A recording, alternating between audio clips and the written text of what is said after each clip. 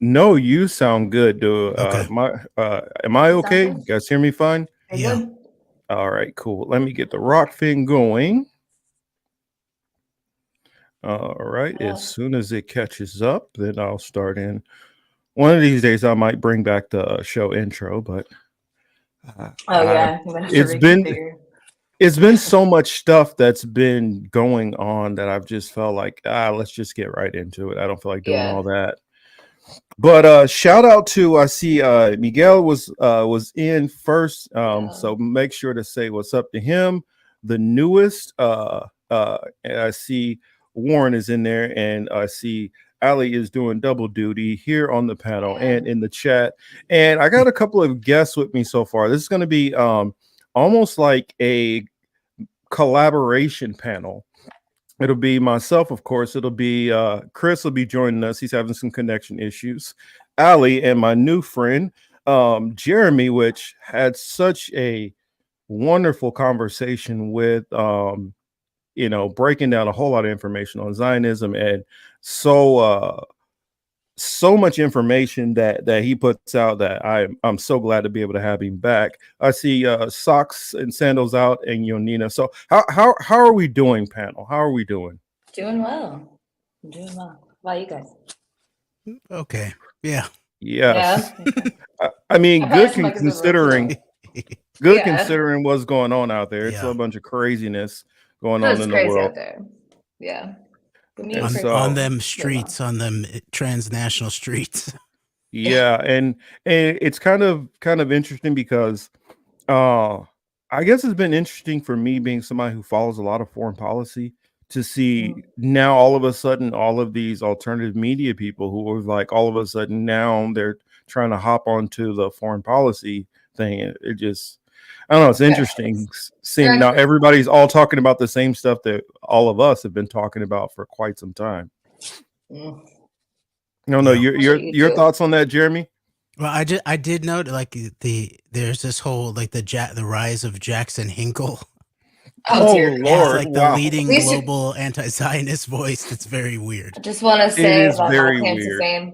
I was on a stream with him. None of you can say that you Hey, and we understood got Oh, my you were? Sebs in the Hello. building. Interesting. embarrassingly so. Yeah, and so embarrassing.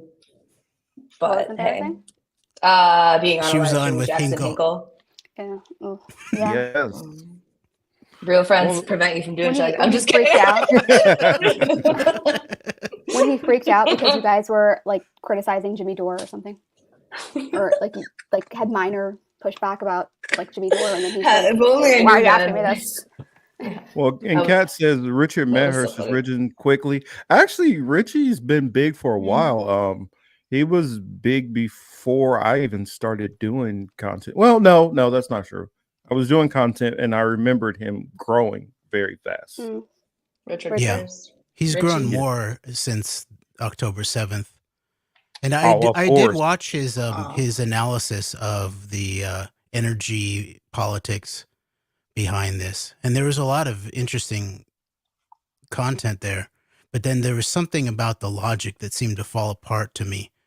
Well, I think what falls apart is you are dealing with an individual who has a personal tie to the region, and so I think sometimes his emotions get a little wrapped up in some of his commentary. Could be. Mm. I I mean, guess which for that's me, it's like understandable.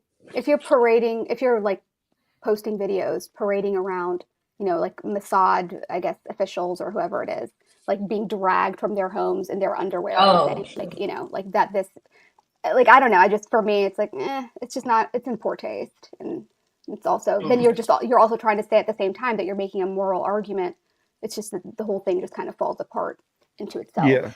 So when you don't have that grounding, that foundation, like, it's kind of like everything's just superficial and pretty empty. And I Yeah. have noticed that there's this dialectic that's going on of unipolar versus multipolar Yeah. in terms of trying to control this narrative.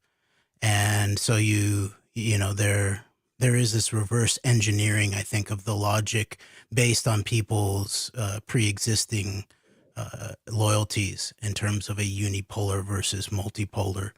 And the way that I always like to talk about it is like I'm against all world orders.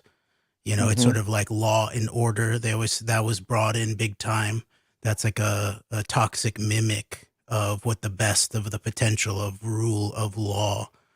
Because order, yeah, sure, it's good to be orderly. I'm not the most orderly guy out Who's there. order? Yeah. But to Yeah. sort of then be disciplined by someone else's order, whether it's unipolar Yeah. or multipolar, is like, that seems like a top down kind of system. Mhm. Who's law? Who's There order? he is. There he is. Chris. Well, when he The pops on the man. screen. Darkness. The suspense. The suspense. Darkness. This is again darkness. There he is. Emerge. And, That's how you um, get welcomed in here. I'm sorry.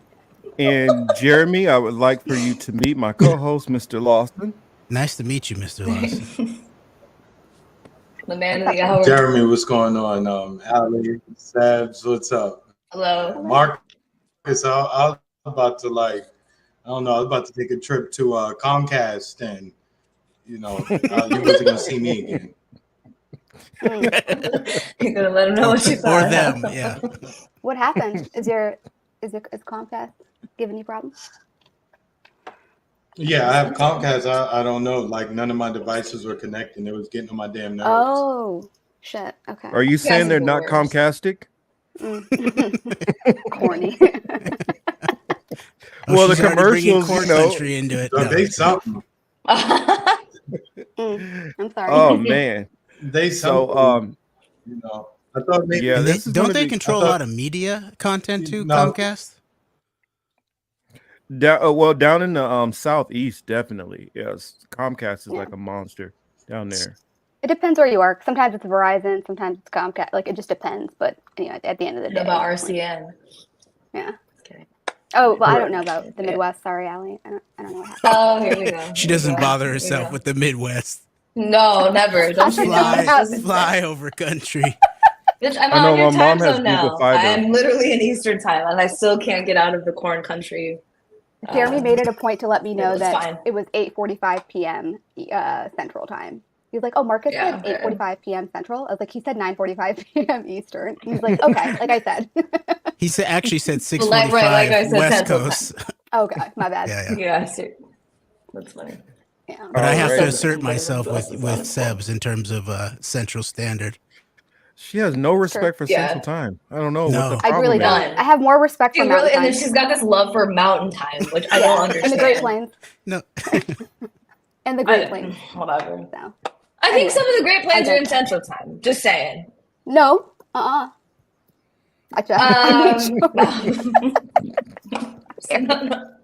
Kansas and Nebraska. Anyway. That's the Great Yeah, Plains. whatever. That's We'll let her- Central. All right. Yep. Thank you. No, you're right. Thank you. Somebody had to let her know.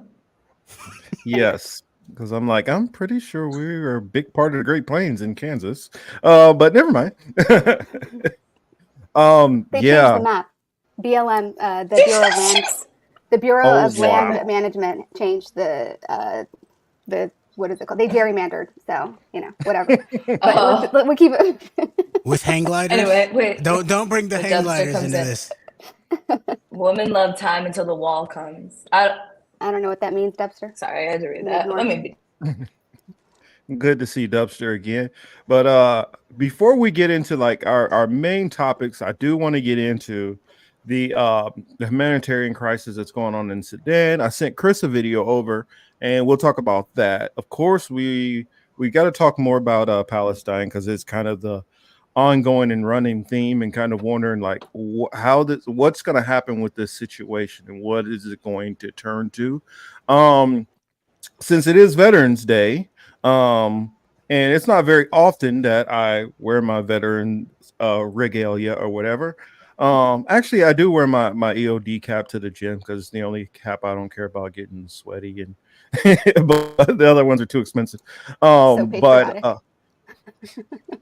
Well, I look at it like this: I care more about the guys which I served with than the agenda. And at that time, I was going in kind of a little blind, and I was a little naive to a lot of things going in, signing my paperwork at 17, going to the military. So But I still do have a lot of fond memories of the military and, camaraderie. But not happy looking back on the circumstances of all the things.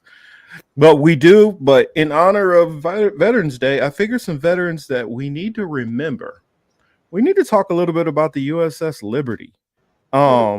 It's something that's not talked about very often. A lot of people kind of know about it overall, and recently the history of it has become more prominent of people looking into it.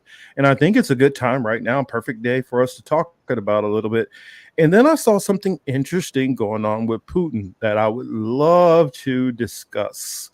I won't say more because I'll just leave it at that. But before we get into that, I had a couple of other topics that I wanted us to kind of talk about, just touch on a little bit before we got into some of these other topics. One, I don't know if you guys have seen it or not. What's going on with Chris's favorite mayor?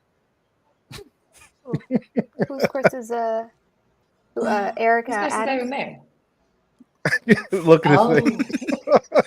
Is that your favorite boy? mayor? Oh, Yeah, I knew it. probably from New York. Yeah, Mr. Liberal. Mayor I know Adams. it was more like that. Mm-hmm.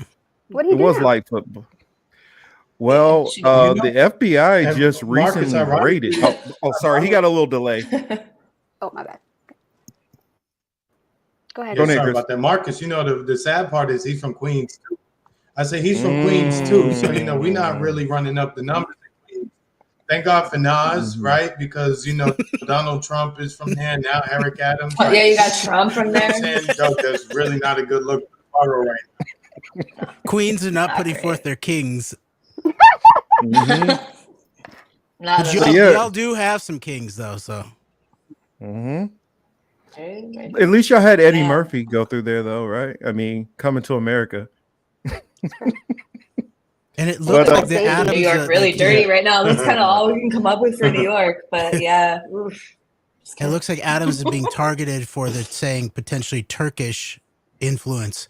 Mhm. Often, when they're talking about Turkey or Egypt, it's actually Israel. Very often. Like, if you even go back to, like, Sibel Edmonds, the FBI whistleblower, her whole, what she saw from the inside was the Israel lobby working via also alongside the Turkish lobby, which is sort of interesting right now with Erdogan being like maybe the key voice in the region, seems to be expressing maybe the more aggressive attempt to at least take the Israelis to account, even though no one's really doing anything. Mhm. And it's like, look at the fact that he's the one that's vocally doing it. It's kind of like, oh God, like it's like Jackson Hinkle is the most, quote unquote viral supporter of Pakistan, of Palestine. It's like, God damn it. Like, this is not the face you want for your movement. You don't want in my that man. opinion. Yeah. And I had been looking into it about the background. It looks like the rise of like the modern, like the Ba'ath Party, and then aspects that relate to like Turkish politics, that there was really a toxic mimic of Arab and then Turkish nationalism that were introduced. And I forget the name of the guy who had looked like a more organic, authentic Turkish leader before the rise of Erdogan's party, but it looked like he was targeted politically and gotten out of the way. And even that we see like the rise of Saddam Hussein starting as like a CIA asset. And so Ba'ath, I sort of associate this modern group of what's become of that real toxified version of what looked to have been a good foundation of like Arab nationalism, as almost like this sort of the Arab nationalistic version of what's done with these counter gangs in terms of the Muslim Brotherhood and all the outgrowths of that. It was actually they're actually created in some way. In this case, it looks like more like British American assets to disrupt and destroy Arab democratic desires. Yeah. Anything that's coming up like naturally or organically, like you said, it's either tainted or to kind of get rid of it in a way. So with Wow, something more controllable or compromised. Wow, I had something interesting happen. I tried to type into the chat. I don't know. Does anybody got me blocked or something? Yeah, but I guess I'll pass this message. Socks, we need to get a hold of you, get you on the show soon. Definitely need to have you in these conversations. But sorry, I'll hand it back to you guys. Hamza said that Jackson Hinkle's an agent of Mossad. You know what, Hamza? I agree. I think that this man is He's an agent not of exactly somebody. working. He's not working for the Something. Palestinians. I really don't think think he's so. got to be he's a Russian asset. I mean, At least that. yeah, at least that. I mean, I could see him, working as like a sort of a counter asset to dirty things up for either the Israelis or the Americans. But just on the surface, he's obviously, tied in. He's on the ground with Russian military. He's definitely like his fiance is Miss Russia. That's definitely got to be a honeypot kind of situation. Yeah. And it just the way that I'm seeing him associated to, like I don't really know much about Haas. Like Sebs, you told me a little bit about the Haas's background with the rise of MAGA communism, and I don't, they may be of total good faith in terms of just being ideological, like good faith Marxists, but I don't know. I get a sense of like multipolarism, especially if you saw like Hinkle go on with Alex Jones, and it was like a replica in some ways of when Nick Fuentes went on Alex Jones's show, and there was just sort of like an argument about, is Dugan a good guy, or a good guy on our side, or a good faith guy against us, which is what Alex Jones came up with. Yeah. I mean, I will say the last thing I'll say about Hinkle is I do think that Haas specifically, he might actually be an ideologue. And I think he might actually believe what he's saying as far as like the amount of like research that he'll do. And I might not agree with the conclusions or the logic for how he gets to where he does, but it seems as though there's like an organic, like genuine, authentic, maybe like way of getting to the ideas that he has. Like, I think that he might be like actually serious. Whereas Hinkle, I think he is a latch on. I think he's actually probably friends with Haas because they've been friends for a while and he hasn't really gotten rid of him, which is a point that James made the other day, which was true. But at the same time, I do think that that's partly because Haas hasn't gone against Hinkle, so that's why they're still cool. Like if Haas, were to criticize him or, like publicly kind of say something against him or disagree with him, I think that it would be different because I think that's just how Hinkle operates. But, that's just me. But I don't think that Haas is necessarily like a faker or something. I mean, I just disagree with his ideas. But that makes sense to me. From what I heard from Haas, like in the few things that I've listened to, it seemed like he was serious about his studies. Yeah. And he'd thought through what he believed and had done like serious reading. And I heard him debate like an anarcho-capitalist, and it was a very interesting debate. And so that makes sense to me. And then so what runs into, I think, problems in terms of like facts of geopolitics and influence is I've seen Haas try to deny the actual power of like the Israel lobby and Zionist influence in a way that sort of just cements Israel as this American aircraft carrier. And when we get to the USS Liberty, I think that's when we begin to really see that something else a little bit beyond that is going on than just sort of this pure colonial kind of analysis that can explain. Yeah. And I honestly can't weigh in on Haas. I don't think I've ever seen any of his commentary, so I have no clue what. Yeah. And everybody tells me about Haas. Who but is Haas? Yeah, Haas he's a friend of Jackson. He's got like this channel. I never know who Haas is. Yeah. But I've definitely watched several of his streams in the past. And then when he was doing the whole MAGA communism thing, like 2 years ago, I was confused by what that was. So I was like, okay, you know what? I'm going to actually listen to his own words just before I make an assessment. And I did. So wait a minute. That was nice. The MAGA communism came from Haas? Yeah. And his audience. Yeah. I think so. Oh, all of Jackson's ideas come from Haas. I'm telling you, like he just lifts, but he allows Jackson to do this. It's not like he's just like stealing it. I think they work together, but like Haas is the brains in that. And Haas just went on Tim Pool's culture. Yeah, and Haas just went on Tim Pool's culture war. Is that the shit? I didn't listen to that. Me neither. I've never heard of this person, and okay. He's rising. I just remember seeing that Haas is rising. That's all I remember seeing. I just know the man's rising, and then that's where I tune out. He's rising. Okay, Like I mean, I guess streamer, now that you say it, I'll look for it or pay more attention to it. Yeah. But He's funny. I'll give him this, Chris. Like he's way more entertaining than Jackson Hinkle, and he is a lot funnier than Jackson Hinkle. Like in my opinion, like because Jackson's boring. Sorry, but like Jackson's just dry. Like there's really not much. Haas is like the real Jackson Zerka. This is the way I see it. Well, Zerka, the way I that's look the guy at, who was. the way I go look ahead, at it, Chris. all these people. I was going to say these people have a built-in audience just ready and waiting, right? They're just waiting for people to click on their channel and then just to keep coming back. They don't really have to do much. They don't have to be accurate. They don't have to be on point. They don't have to be even entertaining in a way that I find entertaining or most other people. You know what I'm saying? It's kind of like the Eminem shit in hip hop. And I like M, don't take this the wrong way, but it's like, yes, of course you're going to be the number one rapper. But he's not though. The fan base. I can't believe that's even. No, I know, but I'm just saying, like with the population, right? With these guys get very popular on YouTube. The audience is like ready and waiting to like come up off their money for concert tickets, so to speak. Yeah, true. They're like baby birds waiting for mama bird to like chew their food and like stuff it in their fucking mouths and so. Correct. No offense, audience, but That's it funny. is what it is. It'll be fine. It'll be fine. Yes, I was just trying to make sure I share it out. I'll remember to share it out in a minute.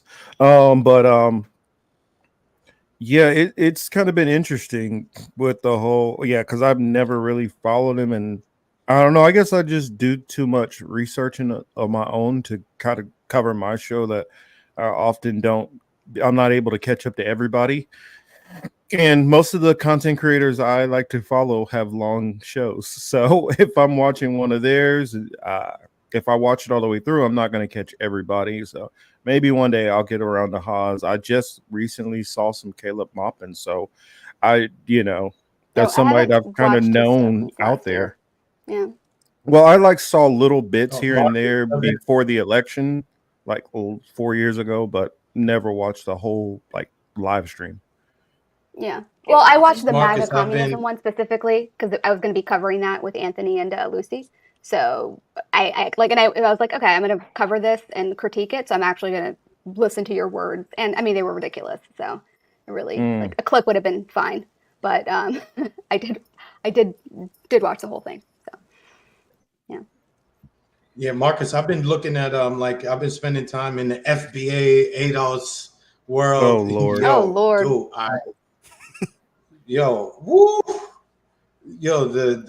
The delusion is thick over there. And I have no problem saying that. You know what I'm saying? They're very sensitive. The delusion is thick. And now we have a new breed of indigenous Native Americans that no one has ever heard of before. You know what I'm saying? Like, the shit is fucking crazy, my G. It really make no sense. And as you and I discussed earlier, I really think the strategy is to say that we are Native Americans so that they can get a check like the Native Americans. If that's their strategy, they're failing at that too, because they still ain't got no check. And they're watching all of this money go to Ukraine most recently, right? A lot of money to them recently. And historically, they've watched billions of dollars go towards Israel. And they're still there. Oh, we need reparations. We need reparations. My nigga, don't you see? They don't give a fuck about you. And they're never going to pay you. So I just want to, I just had to get that off because they've been working my fucking nerves. PSA. Yo, Chris, while it's on your mind, Duster was asking, he said, we got new Indians where? I know Thomas is out there, and Thomas would be the man to really go in and talk to on this, but Chris, Thomas can you said, I don't owe Clyde Anderson any reparation. Can you fill him in on this? about the Aboriginal Indians, so he can know. So, and for the audience who don't know what we're talking about, I guess we got to call them Aboriginegros, right? Because now all of a sudden, yo, Marcus, you know I don't give up at all, right? I guess that's what we have to call them now because they're really on Al Gore's internet saying that no, we are the native Not Al people Gore's. here in this region of the world. And I'm so confused because I don't see any signs of that. I'm not trying to be ignorant, but I just don't see any signs of that. So they just really need to like dig a little deeper, provide us some more more evidence to support their claim. I don't know what they're doing. And then at the end of the day, they are not putting together any kind of movement to fill the government. Let's just say if you believed it worked, right? They're not putting together any kind of movement to fill Congress with their members so that maybe they could begin to start a reparations program. They're telling the Democrats, no, we won't vote until we get tangibles. Well, let me say, they complain about people like me. They would tell niggas like me to shut the fuck up because technically, you know, I'm a tether considering that my people aren't from here, right? But I'm just watching all of the bullshit that happened. Yeah, correct. So let me just say this: the John Lewises, the what's the other guy? Clyburn, Maxine Waters, all of them are mostly supported by FBA ADOS. There's mainly supported by grandma, auntie with the soul food. This is all your people putting these same clowns back in office, city after city. The majority of black people who populate the cities are not foreigners. They're not Jamaican. They're not Nigerian. They're not Haitian. They're primarily these new Black American indigenous Indians who is here. So why is it you guys haven't gotten your shit together yet to even make your reparations something real and tangible? You haven't even done that. But yet you are taking all of your anger and vitriol and shooting it at people who don't come from here. You're shooting it at Jamaican folks, Nigerian folks, Haitian folks, people from the continent of Africa as a reason. You Marcus, you realize like they saying that hip hop is so fucked up because of all of the non-Americans in hip hop. Last I checked, if you guys claim that you set the culture and you make everything, you set the wave and all this shit, then everything that follows is a result of you and your influence. So maybe you should look in the mirror instead of looking out the window and talking shit. And if you guys don't like what I'm saying, you can address me. I'm very easy to find. I don't be hiding from none of y'all. You know, well, and I went to what's his name? Professor Black. I went to his chat. You know, I went to Professor Black's chat and I started, you know, asking them questions. You know, they put me on a timeout. So the last thing I'm gonna say, you sensitive niggas, get off your bitch shit and, you know, like be able to have a conversation. And because you guys like to talk really greasy and really reckless, you know what I'm saying? Get your facts together if you want to have a conversation, because you guys sound really pathetic, begging the government for money on one hand and doing nothing to get involved in the government on the other hand. So that's it. I'll end my rant. Thank you for getting off. I won't go off for the rest of the markets. Well, Chris, the last thing I'll add on to that is a big problem that I have with that whole movement is you basically are limiting yourself. Like the black population is about 13% in America. In some states, it's even lower. Mm-hmm. So what you're doing is you're isolating yourself down to the smallest possible amount of black people. And then at the same time, throwing middle fingers to all the other black people who you exclude. And also anybody who's not black at all, middle fingers to all of them too. And so in a place where black people don't control the court systems, the system of government or anything, how do you think you're going to get anywhere getting rid of every possible ally you could have? That literally just makes no sense to me at all. And many of the ones how you started off where you said how many of them don't want to have nothing to do with this whole Palestine situation. If this situation escalates to a World War situation, like I said last week, and there's a draft, who do you think is getting drafted first?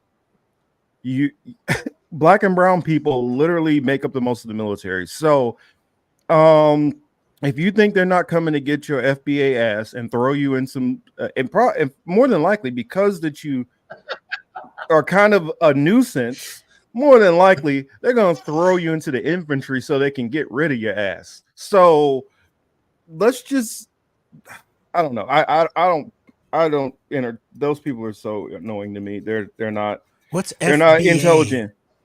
Foundational Black Americans. FBA. Okay. So they look at it as if America is only built up and strong because of the contributions from slavery. And then you have the mixture of the Aboriginals, who some of the Aboriginals and FBA are the same people. And they feel like that Native Americans have stolen their heritage. And so they have a big beef towards a lot of Native Americans because they say, you stole my heritage. And I brought up to Chris, I said, let's put it this way. Let's say, for instance, Native Americans like, you know what? You were here before us. You're the Native Americans. Fine, cool. Even if that happened, what changes? Not a damn thing. Yeah, because I guess that's even kind of if where you I'm at. believe It's you, like, well, what they difference believe does it that make? this country is theirs, so therefore that would entitle them to some kind of rights. America ain't giving the country back to the Native Americans, and they're not giving it back to you, even if you believe that. So it's ridiculous either way. It's kind of a nonsensical thought exercise, in my opinion. Well, I mean, it sounds like you and Chris need to watch Tariq Nasheed's Hidden Colors, and everything will be cleared up. So that's what it sounds like. It's Get the just- box it's set, okay, silly. DVDs.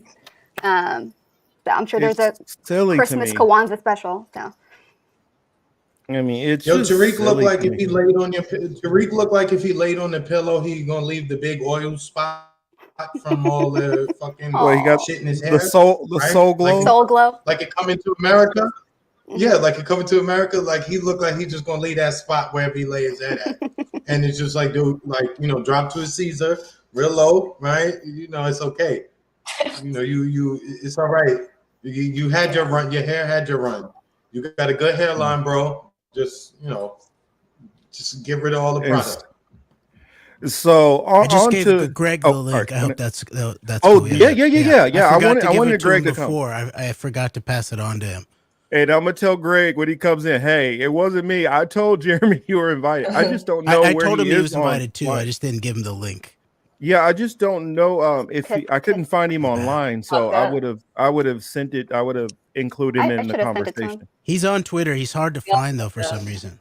Yes, he is because I've looked for him. But Okay, he says he'll be there shortly. Oh, and Mark, cool. Yeah.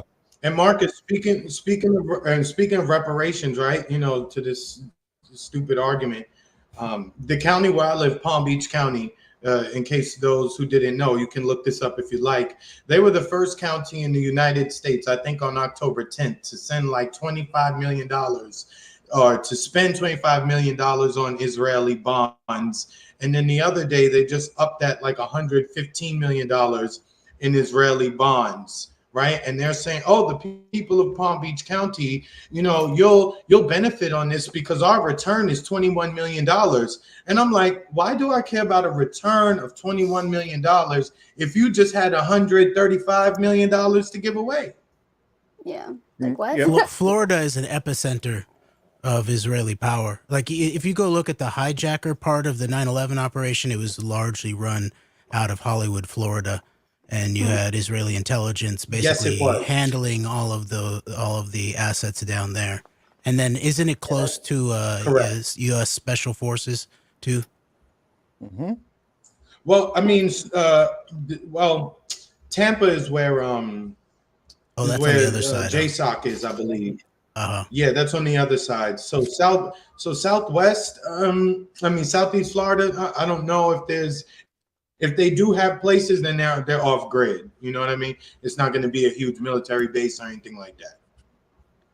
But I can say South Florida. But I can say from Palm Beach County down, right? So that includes Palm Beach, Broward County, Miami-Dade, those three counties, that is where their influence is mostly felt. Once you get outside of that, then it's largely like conservative, outside of Tampa, Jacksonville, and Orlando. After that, the rest of the state is like super duper conservative. Maybe they're missing teeth and they like meth and oxy, but that's pretty much what the rest of the state. Yeah, it's a lot of that there. Like by Jacksonville, like up in the Panhandle, places like that. In Florida, like is it in northern Florida, like closer to Georgia, kind of? Yeah, my old stomping. They need a good dental plan. Well, I wouldn't even say it's. Don't we all? I wouldn't even say it's like, because I lived in Jacksonville, and it's not so much like the Jacksonville area, but it would be closer to. There's Greg. It would be closer towards like central, that little pocket. So you have Jacksonville like right here. You have Tallahassee right here.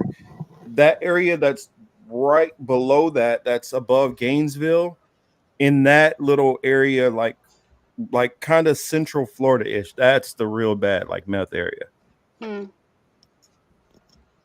like the one of the reasons why I think like the Israelis were set up so hard down there is if you go look at like the art students part of the operational security of the 9/11 operation, they were basically doing operational security, encasing a lot of the federal workers who could be a threat, actually. And so I imagine that also involved potentially JSOC and definitely Department of Justice and DEA.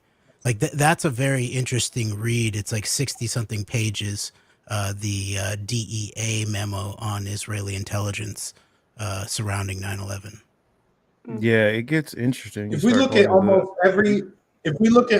every single conspiracy that has happened, at the heart of it is that particular group. And because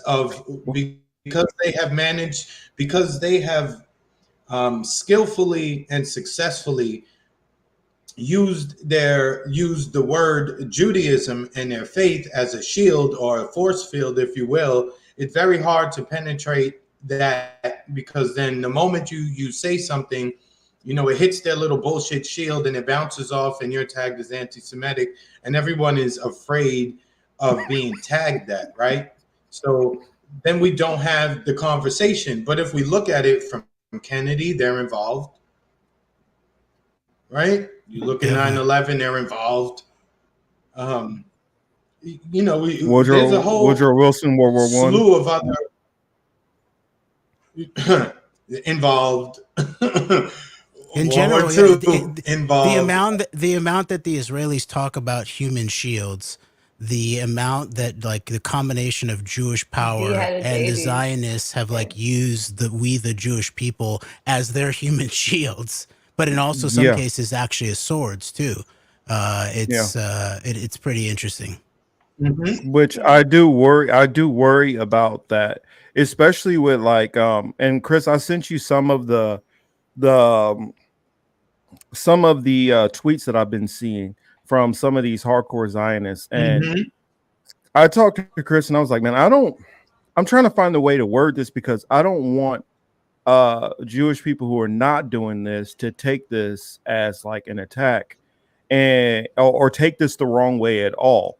And I'm like, I worry that the commentary that I'm hearing out of a lot of these hardcore Zionists and the callousness of how they've been mocking the Palestinians. It's one thing if you're going after Hamas, which that's I'll give them that. I'll say that, even though I think that if you can make an argument that they don't even have justification there, but the callousness and just the kind of cruelty, how they've been going after the whole entire Palestinian population and blaming it as, oh, we're just going after Hamas when you're just attacking everybody, like Ron DeSantis said. He said they might not all be Hamas in Palestine, but they're all anti-Semitic. That we can be sure of. And he used the word all. They are all this. Like, whenever anyone starts using those like declarative kind of like all-encompassing statements, it never ends well. It just doesn't, like, ever. So. I saw this for the French. There's some French Israeli woman who was on French television, and they started asking about what about the children, the innocent children, And she's like, she said exactly that line. She's like, but the minute that they're born, they start being taught the anti-Semitism and all of this. So I can't believe, I didn't really believe that they were going to be publicly making these arguments, but that basically every child in Gaza is just, you know, old school Hamas trying to kill the Jews kind of scenario. It's pretty outrageous, and it does seem like it's almost meant to both bolster the base. Obviously, Netanyahu, I don't really see him as a true believer, but he's a No. true sort of some kind of Judeo-Masonic, Frankian kind of believer of some sort. But the way that he's using Isaiah and Children of Light and Children of Darkness and Amalek and all that kind of stuff, it seems like he's playing to his religious base that he had to sort of coddle together in order to make his government stand up. And at the same time, there's this obviously known blowback globally in terms of, you know, the potential outgrowth of real quote unquote anti-Semitism. And then there's that whole, you know, debate that Deborah Lipstadt, our anti-Semitism czar, who comes down from Natan Sharansky and Les Wexner, makes about the difference between anti-Semitism with the hyphen and anti-Semitism without the hyphen. And anti-Semitism without the hyphen is meant to be describing, you know, out of a German ethno kind of racism, that kind of anti-Semitism.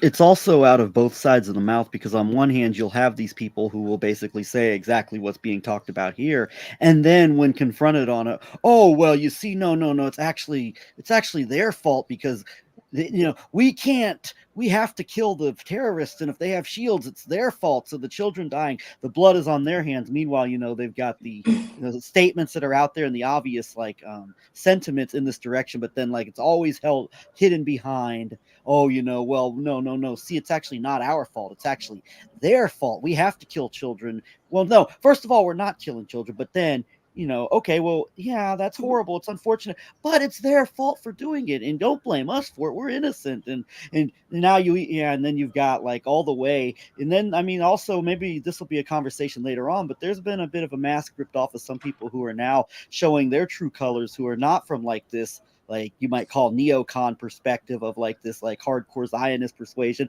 who are now also, a mask is coming off either in terms of like they don't want to deal with it, or they're actually in their own ways kind of cheerleading for it in their own ways by running defense for it. And I would also say, you know, Jeremy and I, we talk about this a lot, and we've had a lot of conversations about this.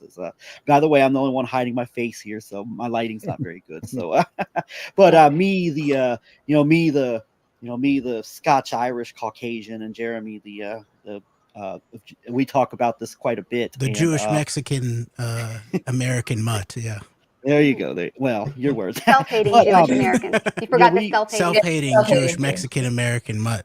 And we've talked about this so many times, like, and we'll continue to talk about it because it's important. But this is what I think what these Zionists, like, especially these, they want and we've talked about this, like, even going back to the ADL and going back to some of these, that they want this, they don't, you know, what was it? The anti-Semites are going to be our best friend, Herzl, and they want this, like, they don't, especially against liberal Jews who are not like down with the Zionist project and the state of Israel and all this, and this religious, even some of them are secular, but this fervor for the Zionist project, for the state of Israel. And so it's a desirable reaction for a lot of people. Also, the idea of like, well, you know, ultimately, a lot of cases, I think there's a perception of, you know, we're not going to be the ones who face the brunt of this in the end. So there is that, and it becomes a struggle because, you know, you have to deal with these things in an honest way, but then also like the conversations, I mean, it's so weaponized, and it's become increasingly difficult to, over the years, through a combination of not wanting to deal with hard truths about things that are going on, and then also like just the way the conversation becomes so toxic as soon as you bring any of these matters up for other reasons too. But it has become very difficult to have these conversations for many reasons. Yeah, go ahead, Chris. I have a question for, you know, Cuzzo, what's up, man? I see you out there. For the Jewish people on the panel, right? What are the discussions like when there's no mics and nobody around? Like, what's that What are those discussions like? Is it as it relates to what goes on in the Middle East? Or when nobody's looking, do they just say, yo, they should just fucking erase these people? They should just push the button? How savage is the conversation? It's very interesting because I feel like I've never been in those rooms. I've almost like been like pushed out of those rooms potentially, especially as I grew older. But even when I was growing up, like I'm, born and raised in Los Angeles. I had my bar mitzvah at the Wilshire Boulevard Temple right in the middle of the Gulf War. And my family was not very either sort of intensely religiously Jewish, but also like I never even really heard almost anything about Israel or Palestine or any of that kind of thing growing up, which is interesting. And we didn't even get, I didn't even get taught about the quote unquote Holocaust. That language came in like right before I was born, actually. I was born in 78. I think that language was brought in the early 70s. And it was very interesting. I didn't even get any Holocaust education until I went to college, and I went on a pre-college summer trip with the Quakers, actually. And we went to all these different kinds of human rights and civil rights groups around DC. And it was then that I'd actually like encountered the Holocaust as a museum or something like that. So I don't know, because I've also I've been arrested by like local Jewish power sets, and they've for example, I tried to get into this event. I wanted to see what they were saying in private right after October 7th, and the former head of the AJC, the American Jewish Committee, Congress, I think Council. Committee, Council. Yeah, Council David, one of the two, yeah. Yeah, and there actually was a split or something like that, and it was a political split.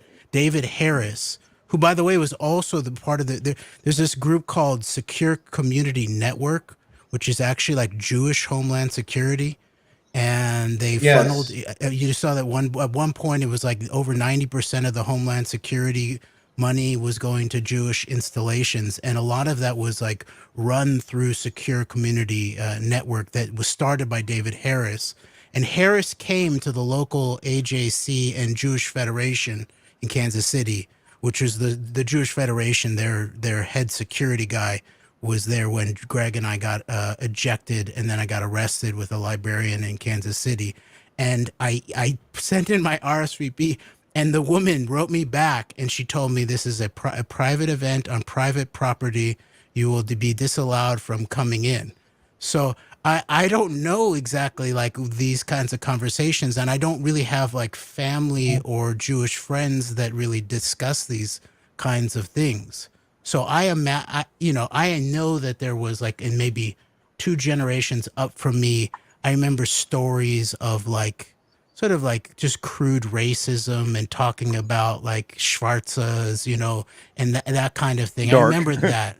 Yeah, like from like my grandparents' generation. But I never really got any of that directly from my grandparents at all. And the biggest thing I ever remember was a little bit of pushback from my aunt-in-law around the time of my brother's graduation from college, about how I was talking about the Palestinians. And she was just like, no, the Israelis are under threat. And so it was like a security kind of thing. We can't talk about that because the Israelis are under threat. We can't talk about the sort of Palestinian human rights. It's complicated, or that kind of thing. So I've never heard, maybe I just never been in any of these Jewish rooms like where this kind of thing goes on, because now it's going on out in public. So it obviously must go on in private rooms too. Yeah, Schwarza, that would be me. That's who they were talking about. But what about you, like Ali? Yeah. Gonna be honest, I missed the first part of the question. Well, I mean, I told you what you were doing when you turned off the camera. Would you ask the question then? Excuse me? No, look, Sam, we're gonna leave her alone, okay? Right? No, you listen to this shit. No, I do want to answer the question. Just ask the actual question again, please. Yeah. I got you. I'm just saying, like, when you get into circles around, Jewish folks and they are speaking freely, what is the conversation like on your end? Like, what do you hear? Okay.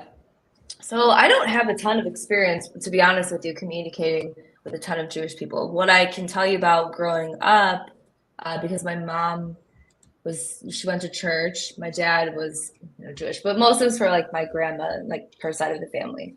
As growing up, you didn't really talk about Israel a ton, but then I would say in the last 5 years, going to some Thanksgivings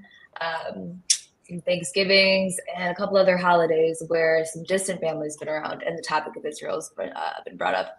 And it's quite contentious because the conversation usually stops at there's an older woman.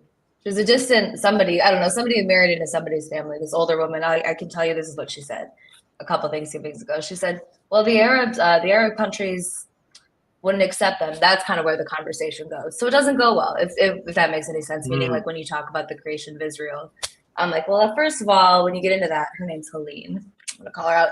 When you get into that Helene, it's not only it's a racist fucking statement to say that shit. Like, well, you know what I mean? Just assuming like the Arabs, it gets into a weird territory. So it gets uncomfortable. I'm not going to Thanksgiving this year because they're going to be with that like sect of the family. It's like a group that married in.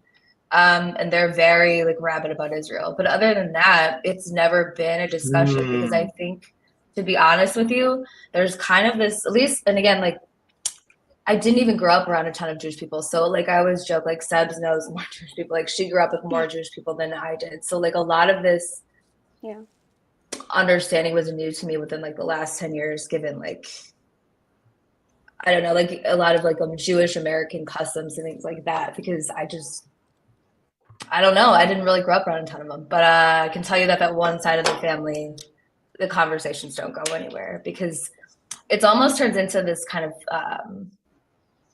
like ignorant defense mechanism of like, well, you don't think they should exist, and like I actually don't know how to communicate with people past that. So yeah, my little story is kind of weird because I've never really understood like the fervent support for Israel growing up because I didn't understand the creation of Israel until like the last 10 years in terms of like what it actually meant.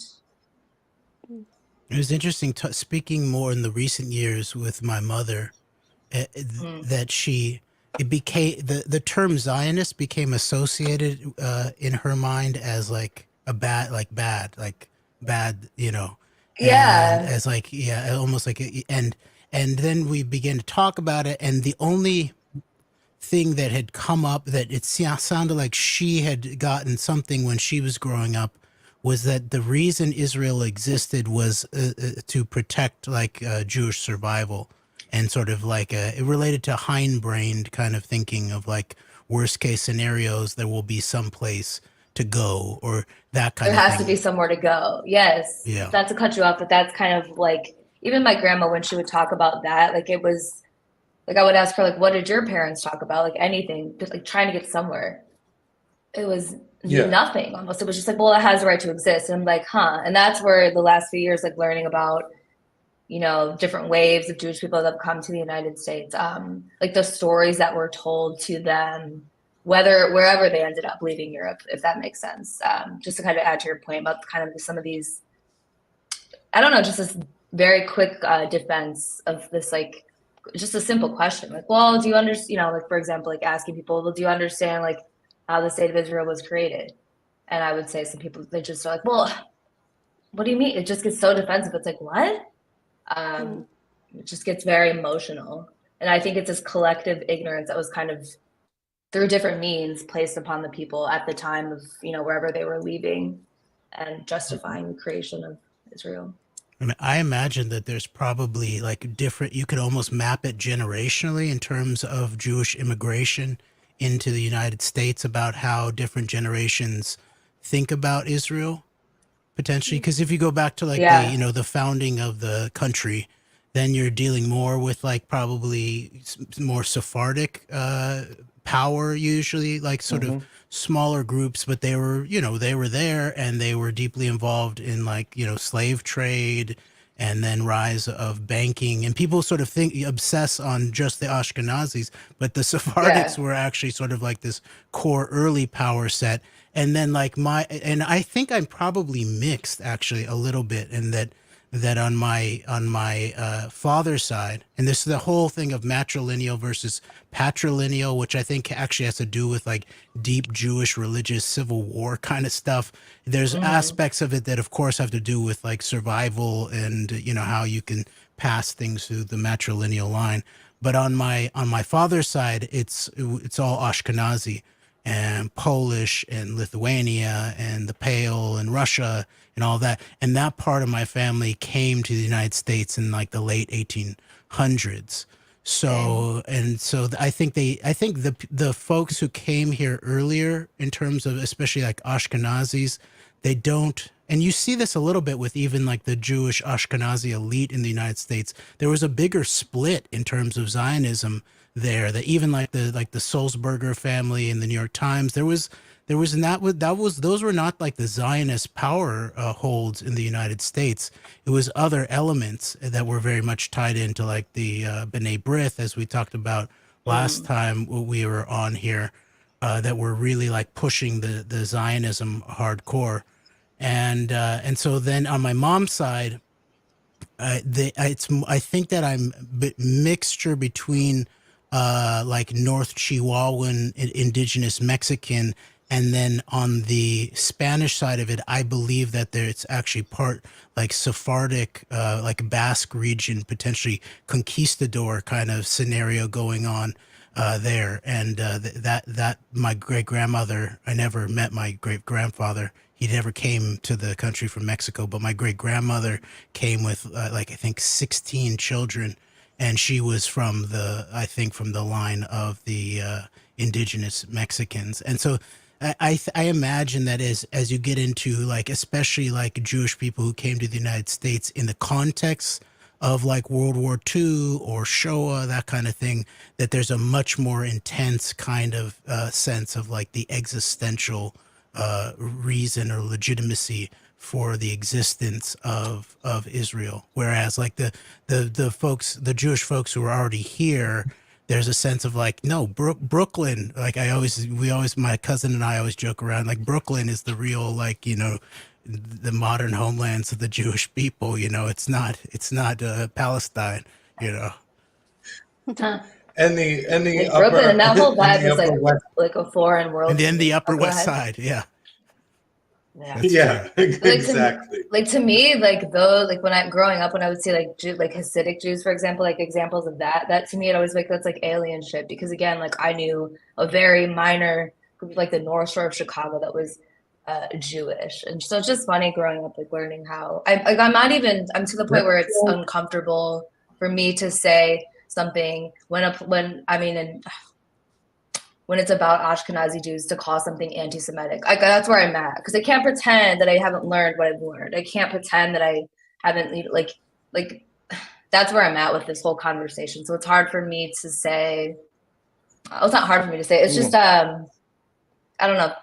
I'll leave it at that. Well, It's hard. It's just hard for me to say those words even at this point, because it's like that doesn't actually make sense. And since you brought that up, then I want to say this, because I heard people like ask us in the chat. For anybody on this show, and anybody who watched this show, debunk the whole idea of the whole term anti-Semitism, because it is not a correct term at all. And most of the people who use that term literally know that they're being manipulative when they're using that term. The term goes back to actually Shem. It goes back to Shem. So any of the descendants of Shem would be Semites. And I've heard people like talk about like the Palestinians as the Paleshet, or they're not the actual Palestinians. Many of them know that they descend back from Ishmael, not that they are the actual Philistines, and that they moved into that area through migration, which that's something that's completely just thrown out. Like, and it's weird to me. Like, I'll throw out a historian, Dr. Henry Abramson, which he calls himself a Jewish historian, but literally acts like he has no clue about all the migrations that went on in that area, which lets me know he is a liar and he is Yeah. manipulating people. So whenever you say that anti-Semitic, well, all of these Arab people, I would say easily a good 65% of them, because some of them would trace back to Ottoman Turks. Some of them have mixtures through the Greeks, the Romans, and different peoples like that, which have brought this mixture in. Anatolians, kind of. Yeah, Anatolians, the Hittites, and different other people. There's a bunch of different mixtures that are going on, which Hittites technically are Canaanites, which technically the Philistines are actually a branch off from Egyptians, which would. So anyway, without going too heavy, the point is the term is wrong, and they know that there are literally billions of people who would be qualified as Shemites, and Jewish people make up literally like 1% of the Shemites in the world, probably less, probably like a percent of a percent of a percent of the Shemites in the world. But the ones in Europe have decided we're going to take this term and it only applies to us, which is bullshit. So, which is why I think Deborah Lipstadt tries to like hedge her bets by saying this is a controversy, but we're not trying to claim the Shem line here. That's why we're using this non-hyphenated term to refer to this German guy who used this term in that way. And although I do think, okay, maybe the evolution of the term, it may be that it was not only related to Shem and Noah, but it might have also been related to Sem and the desert. And so you could imagine it as a Levantic description of cultures, peoples, religions, languages, all those kinds of things. And so, but what's interesting is there's actually now become like Jewish academics who are pushing, trying to say that forget that term. It's not an appropriate term. It's a weaponized term. And one of the guys' name, I think his name's David Engel, away from a definition of anti-Semitism. And so there's now finally becoming like an actual like intra-Jewish dialogue about the term anti-Semitism, and trying to push, if you're really trying to talk about something that's more related to like an ethnic bias or a religious bias, than just talk about, anti-Jewishness or anti-Judaism, or, and then all those things can be then talked about in their own ways in terms of the nature of the conversation. Yeah. Let me add this. One of the things I really truly hate about the situation when it involves, the Israelis, is that we need so many words to describe what is easily describable. You have to like preface everything you say. Whereas if this was, any other country, we could be like, country B, they're pieces of shit for that move. And country C is they're victims. It's so easy to say this, right? Except for whenever it involves this particular country and this particular group of people, you have to make sure you let everybody know, hey, look, I don't hate all Jewish people, and I hope everybody's okay, and I hope that I don't lose my job for saying this, but you're a little. But do you denounce Hamas? Do you denounce Hamas? Correct. You need like a full page of like qualifiers. Right, for depending on what group it is and who you are, you got to meet this but this, it's exhausting. You need like your qualifiers and then your works cited page, as well as your recommendations from like some rabbis that you can talk about. You know what I mean? It's like a whole process. It's like a bureaucratic like process of just being just to have these a slight detour. Say some normal shit. A slight detour I wanted to take here. A slight detour I wanted to take here. This comment that I just saw. It says Israel has all the blackmail tapes on American politicians, hence the diehard support and silence on crimes against humanity. And that we've already went through some with the, of course, with the Jeffrey Weinstein, Epstein. Sorry, getting the Steens mixed up. But anyway, hold on, Chris. Hold on, Chris. Wait. Oh, is it surprising that the biggest purveyors of pornography have all the blackmail on the politicians? Right. Yeah, I was just gonna projection shit. projection, all of it. I just wanted to throw in right now there is a case which crap, I can't remember. I don't have it, but right now there's been a large bust of a bunch of government officials, military personnel, and it's widespread, like this government bust that's happened implicating people into Chris, do you have that story? Which one? It's like a DC based Chinese high level escort service where they yes, are that's what I was talking yeah, about. running the data on all these US government people and Yes. compromising them, it looks like. Thank you, Jeremy. That's what I was trying to say. And so I just wanted to put that in there because it's kind of interesting how all of these things, are all kind of similar. And the reason why I felt it came out all of a sudden is I think because the US is not jumping fast enough to get some of this funding money going across and providing more cover for Israel right now. They're like, hey, because they didn't release any names. They're like, yo, we got a whole bunch of people who are corrupt over here. And it's kind of like hey, if you guys don't fucking do what we say, some names might start getting dropped. I don't know. Oh yeah, I think that. Yeah, I don't think they're very. Go ahead. Well, it's interesting. Greg and I went into a little bit. There was this interesting, like in the year before September 11th, in the book Seeds of Fire, which is written by one of the co-authors of Robert Maxwell, Israel Super Spy, Gordon Thomas.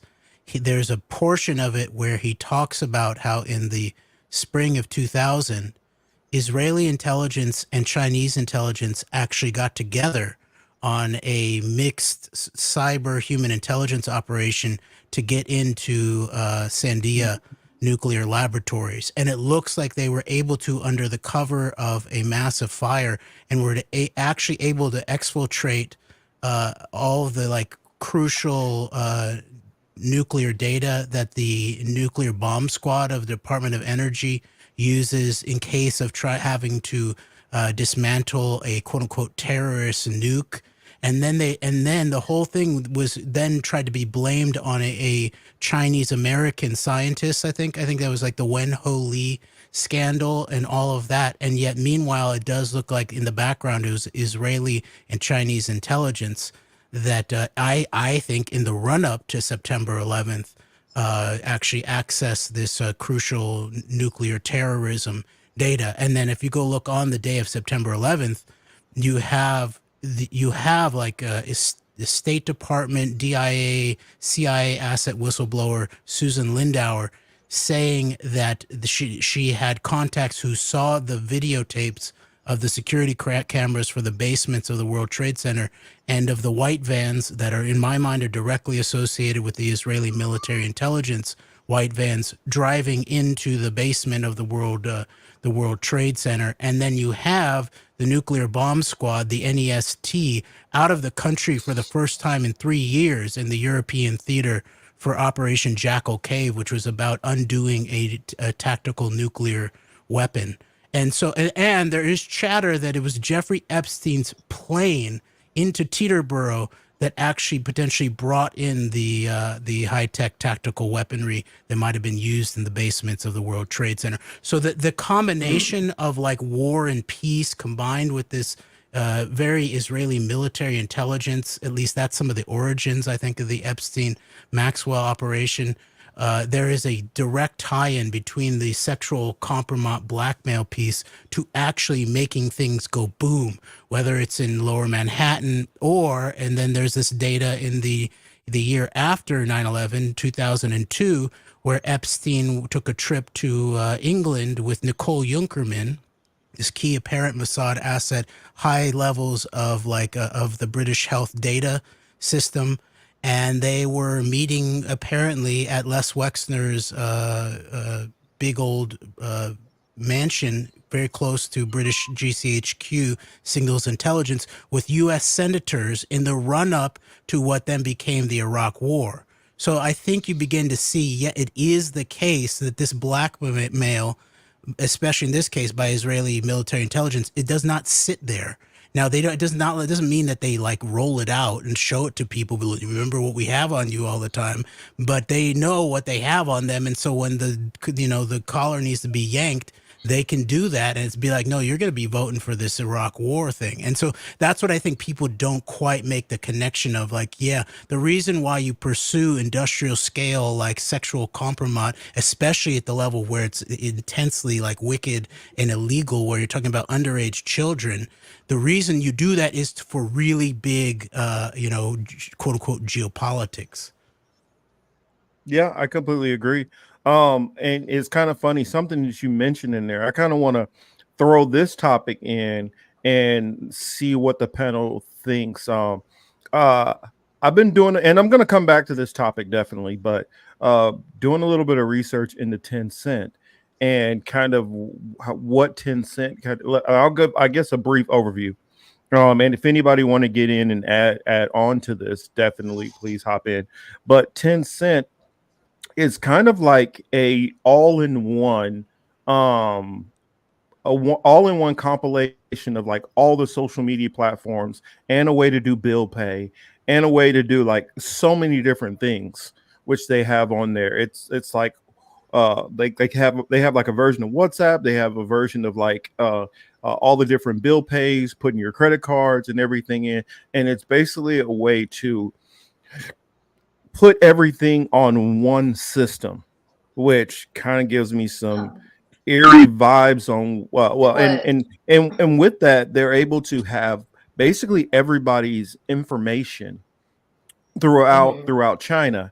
And so how that can be scaled and moved over, especially with the news that I ran across about Meta formulating a deal with 10 Cent, I believe just yesterday. And that's like what Elon wants to do with X, right? Like just make it all in one platform where you can do payments, all that shit. So that's interesting. The Meta there's a deal with Meta there. But that kind of makes sense to me in terms of alliances, like that your company would partner. I was going to say, but in this topic, it's very important to note that in the words of the current president, you don't have to be Jewish to be a Zionist, right? And that's this is what we're witnessing. You see Nikki Haley, you see Richie Torres.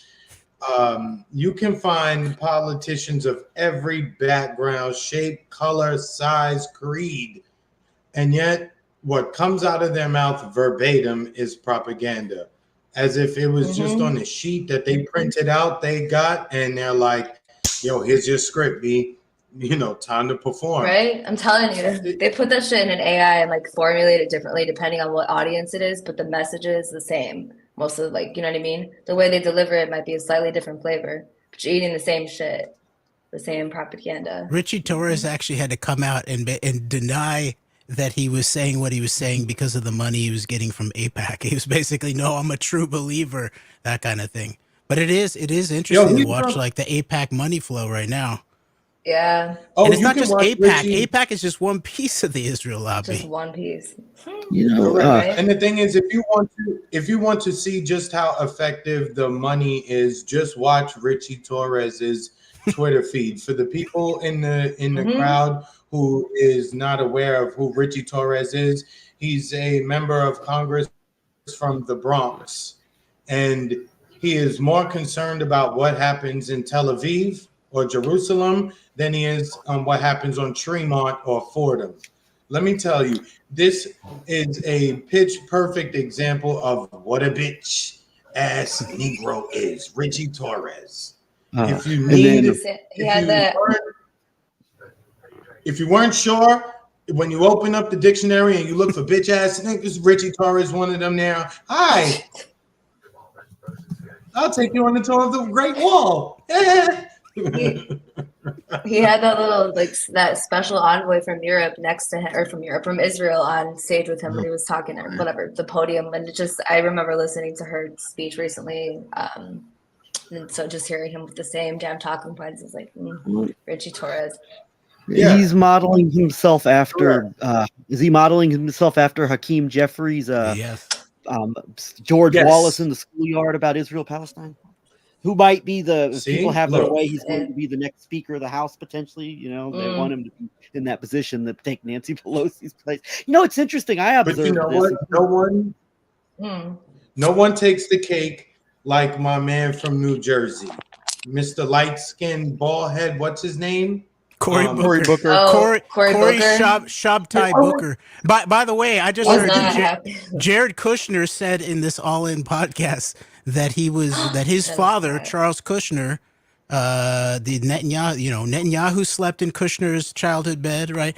But Yes. but Kushner said that his dad, Charles Kushner, gave Cory Booker his first donation as he became a politician, and then Cory Booker helped start this sort of graduate school Yale Jewish Skull and Bones organization called Shabtai, which is then fit directly into the Israeli security state. Yeah, Cory Booker is a construct. Oh, facts. And what did he say? It always makes me laugh. You know, he's like, I'd give my right arm to support Israel. Like, okay. Good God. Okay. Well, at least he's not like Yeah. going back Your who's like impression's pretty so much funny. asking Netanyahu for citizenship and just saying like I the only thing I live for is to serve to serve the Jewish people just because like they're the that. best. So Ali, he Thank you, really Glenn. said that, Ali. That's no bullshit. He said he would You give a said your limb. voice, Maybe you I'm sound wrong. just like him. Yeah, maybe it was his I just left saw a clip arm. of I don't him. know. Nancy But, Pelosi something. says she would give up the entire American capital to service Israel. Oh yeah, she did say that, didn't she? It's like, She said even I think she does now. I think it's a ritual that they have to go through. Honestly, Yeah. It's like Right? No, you're right, because it's sad as it related. is, Yeah, it's literally just like a ritual. Like it's like it's related to like like Merry when Christmas, you know? Kyrie was Happy like New Year. had to Fucking kiss the controversial. ADL ring. It's a sort of It was- preemptive kind of thing like that. Of like if you get in trouble with public anti-Semitism, you got to go kiss the ADL ring. This is like the Yeah. preemptive sort of like bowing down. Kind of how much? What would you? How many Yeah. limbs are you willing to sacrifice for the lobby? Right? Nancy Pelosi from original B'nai B'rith stronghold Baltimore with her father, the former mayor of Baltimore. There's a soccer stadium, She football sure is. stadium named after him in Israel, the Thomas D'Alessandro Stadium. Really D'Alessandro is her maiden name. interesting. Yeah. She's from this is- Baltimore. She was a All right, hot here- girl in the Kennedy administration too. Yeah. All right, here's a thought for everyone. And everyone can, of course, feel free to agree or disagree with this or give your feedback on this. But you mentioned like these cretinous sellouts come, in all creed shapes and sizes. And on the flip side of that, it is interesting that with a couple of exceptions, the people who are being really overly critical, vocally critical in terms of within, of course, particularly within Congress, within government, are people, particularly women of color in Congress. And then the one vocal exception is a Caucasian congressman by the name of Mark Pocan, who turns out, he's gay. So that could easily be like, okay, well, this is just the gay woke agenda or whatever. And he's, he's paying lip service to for this reason and all this. But it's interesting that, then you've got your outliers in the GOP, Thomas Massie, Rand Paul, both of whom have their own issues and are not. And Rand Paul is not exactly the most consistent when it comes to this. And Thomas Massie's probably the best, which is really not saying very much at all. But on this note, it's much easier because I'm basing this I listen to people like Mark Levin. Probably the most disgusting person in all of media, maybe potentially. He's Rush Limbaugh with none of the charisma that made Rush He's a Limbaugh. vile motherfucking creature. I'm so sorry. So, like Mark Levin and these types He's of a throwback. these Fox News talk radio GOP types, they'll push color blindness and everybody can be a anybody can be a successful American as long as you believe in conservative free market principles and all this. But it is so easy for him to rile his audience up against these brown women who are out there hating on Israel. And so there's a benefit, there is this perception that wants to be kept in place, it's only these women of color and these gay Marxists or whatever, they're the only ones that are going to speak Who out hate about America. Gay Don't Marxists. forget. Yeah, they just hate this country. Hate. So you don't get a lot of We know about you, gay Marxists. you don't get a lot of and that is Boring gay that's Marxist something that I communists. think is almost relied upon to happen, that there's going to be a lack of straight male. It's particularly I'm talking here as Caucasian male voices, or even I guess male voices in general. Although who knows how much compromise is going on with some of these politicians that are saying these outlandish things. But I think you guys are getting my point. Like there's a thriving off of Yeah. okay, well, if no one's going to stand with the women of color, well, obviously it's because they're crazy and they hate America. And any sane person who loves America is not going to say this stuff. Mm-hmm. I would agree with that. Actually, too. Dave There's huge Rubin, market for because it. I hate myself, I decided to torture myself with Dave Rubin's True. video that was recommended to me about him yelling about Ilhan Omar and Rashida Tlaib. And it was really interesting because he resorted to the, Greg, we've talked about this, the old Tucker, like, she came from Somalia with nothing, a refugee, and she wants to come here and essentially support this foreign country. Shouldn't she be supporting her constituents? And it's like, Thankful. Dave, excuse me. Yeah. No, but like, I could turn around and say the same thing about you. Not that that's my Dave, argument, right. but like, No, but for Yeah. real, like Dave. pot, kettle. What So- you're referring to, what Sebs is referring to, by the way, this was about probably 3-4 years ago or so when Yeah. Tucker was was it the It was heart like 4 years because ago. Like, this yeah. is the heart of Tucker's time on Fox, before Trump was out, before January 6th and all this, which I think ultimately helped cost him his job at Fox. But he had on a veteran of the Black Hawk Down operation to basically lecture Ilhan Omar about why she needed to be grateful to be in America. So. Of course. It's just like, excuse me. She wouldn't be able to say the things she says over where she came from. Yeah. She should be great with just that shit. Of course, there's a market for that. Yeah, I mean, well, and look how much. Well, I mean, from just last thing I'll say is from Dave Rubin. His main point of contention was that like staying from the river to the sea is asking for the execution of Jews, and that's just kind of like what it comes down to. And he's like, yeah, when she says that, this is what she means. Like, don't trust her. Believe me, I'm the guy. So yeah. And then he was playing a speech. He was playing a speech of Ilhan Omar that she gave during I guess after Rashida got kicked off or censured, not kicked off. But so he was playing a speech, but then instead of what Ilhan was saying, he put some speech of Hitler over what she was saying, and like had her saying what Hitler was saying. I'm like, that's like weird, dude. And he was like, "See what we did there? Wink, wink." It's like you're corny and weird. Isn't it kind of creepy? But go ahead. And look, this discussion eats up so much time, right? And it's unfortunate. And we're always told we ain't got no money, but we send money off to Ukraine. We sent money off to Israel. And isn't the government about to shut down? Like, aren't they aren't we, a couple days or a couple hours from a government shutdown? Not that it would make any difference in my day to day, but so we have no money. Can't decide which bills to pay, but you send those checks out. Well, it's not because it's not about the budget. Is not even the deficit itself is, to me, it's not even a real conversation. It's more of like a non-conversation. Correct. Where it's like, oh, we need to talk about the deficit, and oh my God, trillions of dollars, and it's like, but you just keep printing more. You can actually erase people's debt because like you own the debt. Like there's like it actually doesn't make sense. It's so abstract. But then they act like I'm crazy for even fucking Babylon. Even if you like talk about like actual like hard funding in terms of like not just printing money, but like actually, human beings, that's one aspect of the military, right? You're right. It's like human beings. The military is made up of human beings, in this case, Americans. Then you talk about the actual industrial base, the amount that's put into it. And then it's almost always, and I see this too in terms of like some of the left and even like the Jewish progressive activism, where they focus in on the yearly $3.8 billion of military aid to Israel, and then try to avoid the fact that the Iraq War, for example, we all know like somewhere from between $3 and like $9 trillion if you actually want to count up like human beings in terms of money.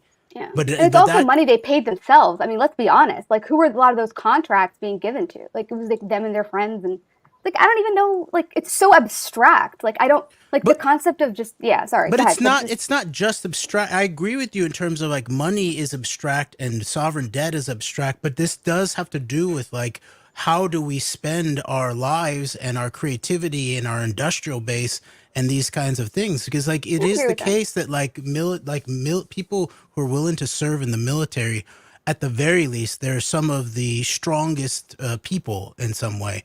They're both physically courageous. They're physically capable.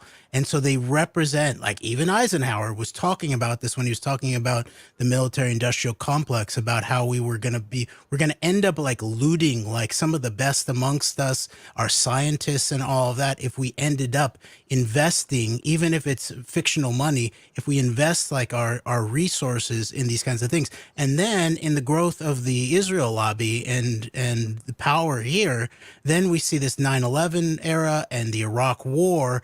And a lot of this is done at the behest of Israel. So it's not just $3.8 billion a year of investment. It's like trillions of dollars that the United States has like invested in very, very, real assets, in terms of our humanity and in terms of our industrial base and our scientific purpose and all of that. We could have been off of all of like this, like dirty fuels and all this kind of thing. So we could have like, returned the oak savannas to the Midwest if we permaculturalized the Pentagon. So that's what's usually not talked about the negative influence of like the real deep Israel lobby, because it's tied into the eternal wars and the eternal war on terror to some extent. And now we're seeing this situation where it's like direct kind of sponsoring genocide, and then with the threat of like world war. So I get that's my only little disagreement there, Sebs, is that it's like Well, the thing is, if it wasn't an Israel like, lobby, it would be another lobby, because at the end of the day, if you have corrupt people who have similar plans and they synchronize, like it just happens all the time. Like, and it's always been happening. So to me, it's like it won't actually get fixed unless there's like something like actually foundationally, like spiritually shifting. Like it's impossible. Like so it's like, so I don't mind talking about money, I guess, in the sense of like, oh well, this is what we're investing it in, and this is what it's being spent on by these corrupt people. I guess for me, it's more of just like, well, this seems to be a cycle that keeps happening over and over again. Whether it's like from the Venetians, the Phoenicians, like it just keeps going back. Like I don't, like some people say they're related. I don't know. There seems to be something that has always occurred, because even if you want to look at Venice, weren't they funding like Genghis Khan and what he was doing in Central Asia? Like it's just bizarre. And if Marcus talks about this, but if you trace some of the bloodline stuff, like there's the common denominators there, and it's like kind of weird. So it's like, okay, let me explain. Let me sort of like see if this is what you're talking about, because now I understand what you're saying. Is that actually the nature of the monetary system itself is the fictional aspect that actually helps manufacture these kinds of crises over and over and over again, rather than a specific kind of interest or lobby in the moment. Yeah, like it's like a management of perception. Sorry, Marcus. I'll say I agree with both, but I will make the both of the points that are being made here. I agree that the corruption would be coming pretty much no matter what. By the way the system is set up, it allows for so much corruption. It literally breeds corruption the way it's set up. But if you look back to it, this system, I believe that the system that's corrupting it was in place before the system was necessarily in place. So because it was not set up with safeguards to protect against the corruption, it was an easy target for the corruption. And when you have a new country which is starting out, and you have moneyed interests which are coming from other places where there have already been rules to fight this, you have a more seasoned adversary able to come in and manipulate it in a different way. And I think, like, for instance, if it was like Iranian, some kind of Iranian pack which was trying to come in, they wouldn't necessarily have the wherewithal to know this system the way that it's corrupted through like AIPAC and stuff like that in Zionism, because they've already went through all of these other nations throughout Europe and found we can't do it this way because they'll do this law. You can't do this because they'll do this law. But in America, they're green. They don't even know the kind of hustle that's coming their way. And so I felt like they were able to get their hooks in, and a lot of it has to do with understanding the culture. Exactly. Understanding the culture is a big part of it. And another part of it is understanding the value of blackmail. And also maybe of even owning the culture for potentially, Well, like you think of yeah. the 3 M's. I'm thinking of like money, media, and military in that Mhm. way, and then all undergirded by mafia tactics, right? Deep state Yes. mafia tactics, and then you can, like, have this intersection of like dominating these three crucial sectors of money, media, and military, and then run the system through mafia tactics, some of them which are legal in terms of, paying off politicians in a lobbying fashion, and some of them which are illegal if you're thinking about Epstein Maxwell type stuff. Yeah, but I mean, because it's still going to be people that are going to be the ones making the laws and interpreting the laws, right? Because you I can agree. have laws about certain things, and then it can be deciphered a certain way depending on the situation and who's dealing with whom. And I think it does come down to even the mafia tactics. That alone is like, those are just like those are tactics or behaviors that everyone and anyone could be engaged in, but they just choose not to because they don't want to do that, and that's not those are not their character. But I feel like Sure. even just whether it's countries or gangs or just friends or people, you know what I mean? People do engage in that kind of like they get together and they conspire against each other. I feel like it's like very very common to the human condition. I agree. I would just the only reason why I would say that this situation is a little bit kind of unique from a lot of other situations is because I believe that the same people who have these hooks into the government the way they do are the same people who literally have well, I don't want to say created because the whole system of banking actually goes back as far back to sub-Saharan slave trade and before that. I mean, a lot of the Arab markets are the ones who came up with the whole idea of a banking system. And so those ideas coming out of like the Black Sea area, how they were implemented throughout Europe allowed for this kind of tidal wave that was building up that was able to come in and already be far more organized while coming in to corrupt this young system Yeah, no, I understand what you're than saying as far as other had a influence. culture for the. So it's kind of like how certain people or certain groups of people are really good at certain things, right? Where it's like maybe they just have a culture of that, like the business mindedness. They pass that down to their kids. They pass that down to their kids. Like that happens. That's very real.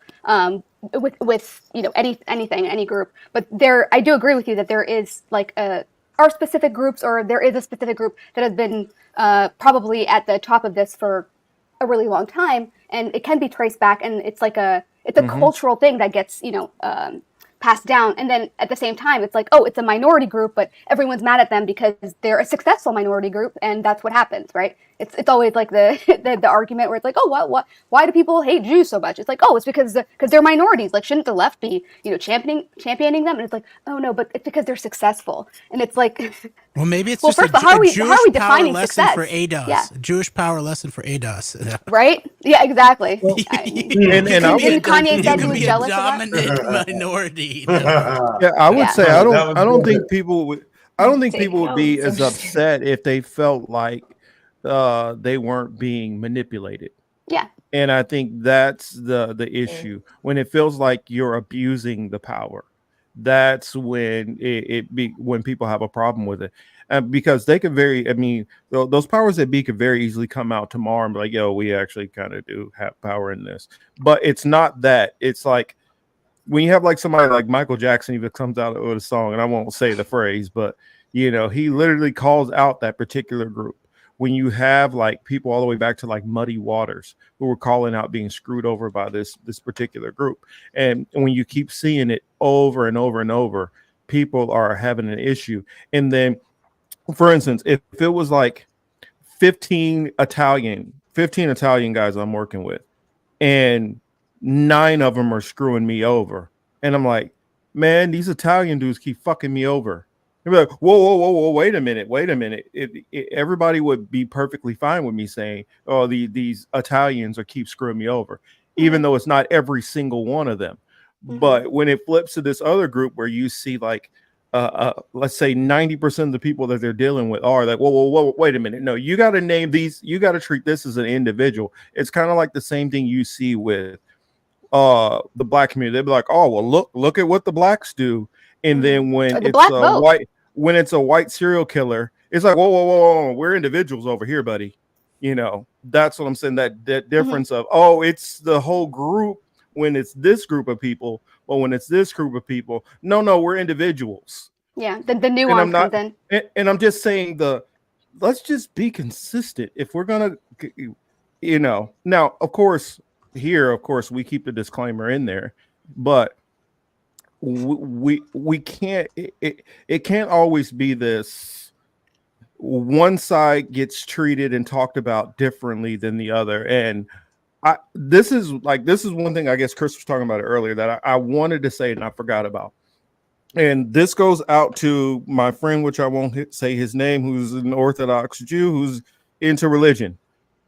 You need to speak out like Jeremy and like Ali are speaking out, because I told him a couple of years back, I said, the problem that a lot of the Jewish community who's against these things that are happening, what puts them in danger and in trouble is when they choose to not speak out about this. They might, and he completely is against all the stuff you guys are talking about. He lines up the same way on all these issues, but he refuses to say it in public. He refuses but I have a problem with that, himself. But I have a problem with that. I have a problem with that, though, Marcus, because it's kind of like the people who say, oh, why aren't these Muslims talking about these Islamists, huh? Like, why aren't they?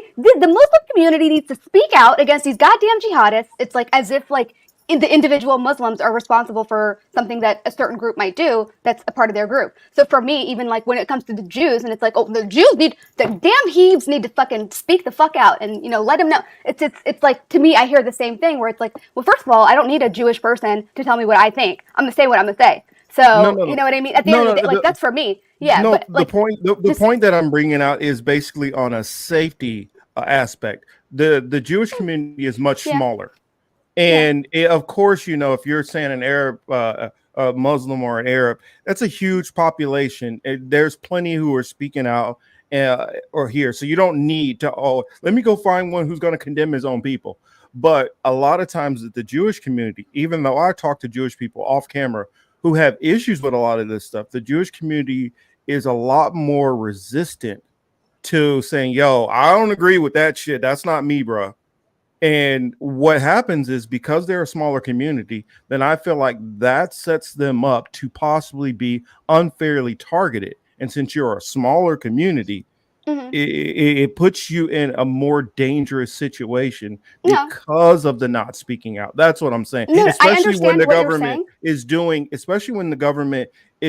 things like right now, that I feel a lot of these Zionists are literally making Jewish people unsafe, because I understand what you're saying. Literally destroying any kind of sympathy to the Jewish community. I agree with you in the sense of like like if you look at somebody like Dennis Prager, who will literally say, "Oh, it's the liberal Jews that are like this." Like he'll condemn Kanye West, and then like the next sentence out of his goddamn mouth will be, "Oh, but you know, it's the liberal Jews, blacks. They hate you and they got control of you. So you better watch out for them liberal Jews." And it's like, what the fuck? Like it's like you're literally putting a target on their backs. Like, you hate Jews. Dennis Prager hates Jews. Like, I think Netanyahu hates Jews. Like, that's kind of how I think about it in a way. Like, maybe that sounds dramatic, but that's just kind of how I think. Well, it's interesting. I would agree. Go ahead. I was just going to add to that when it was interesting, Ye did the very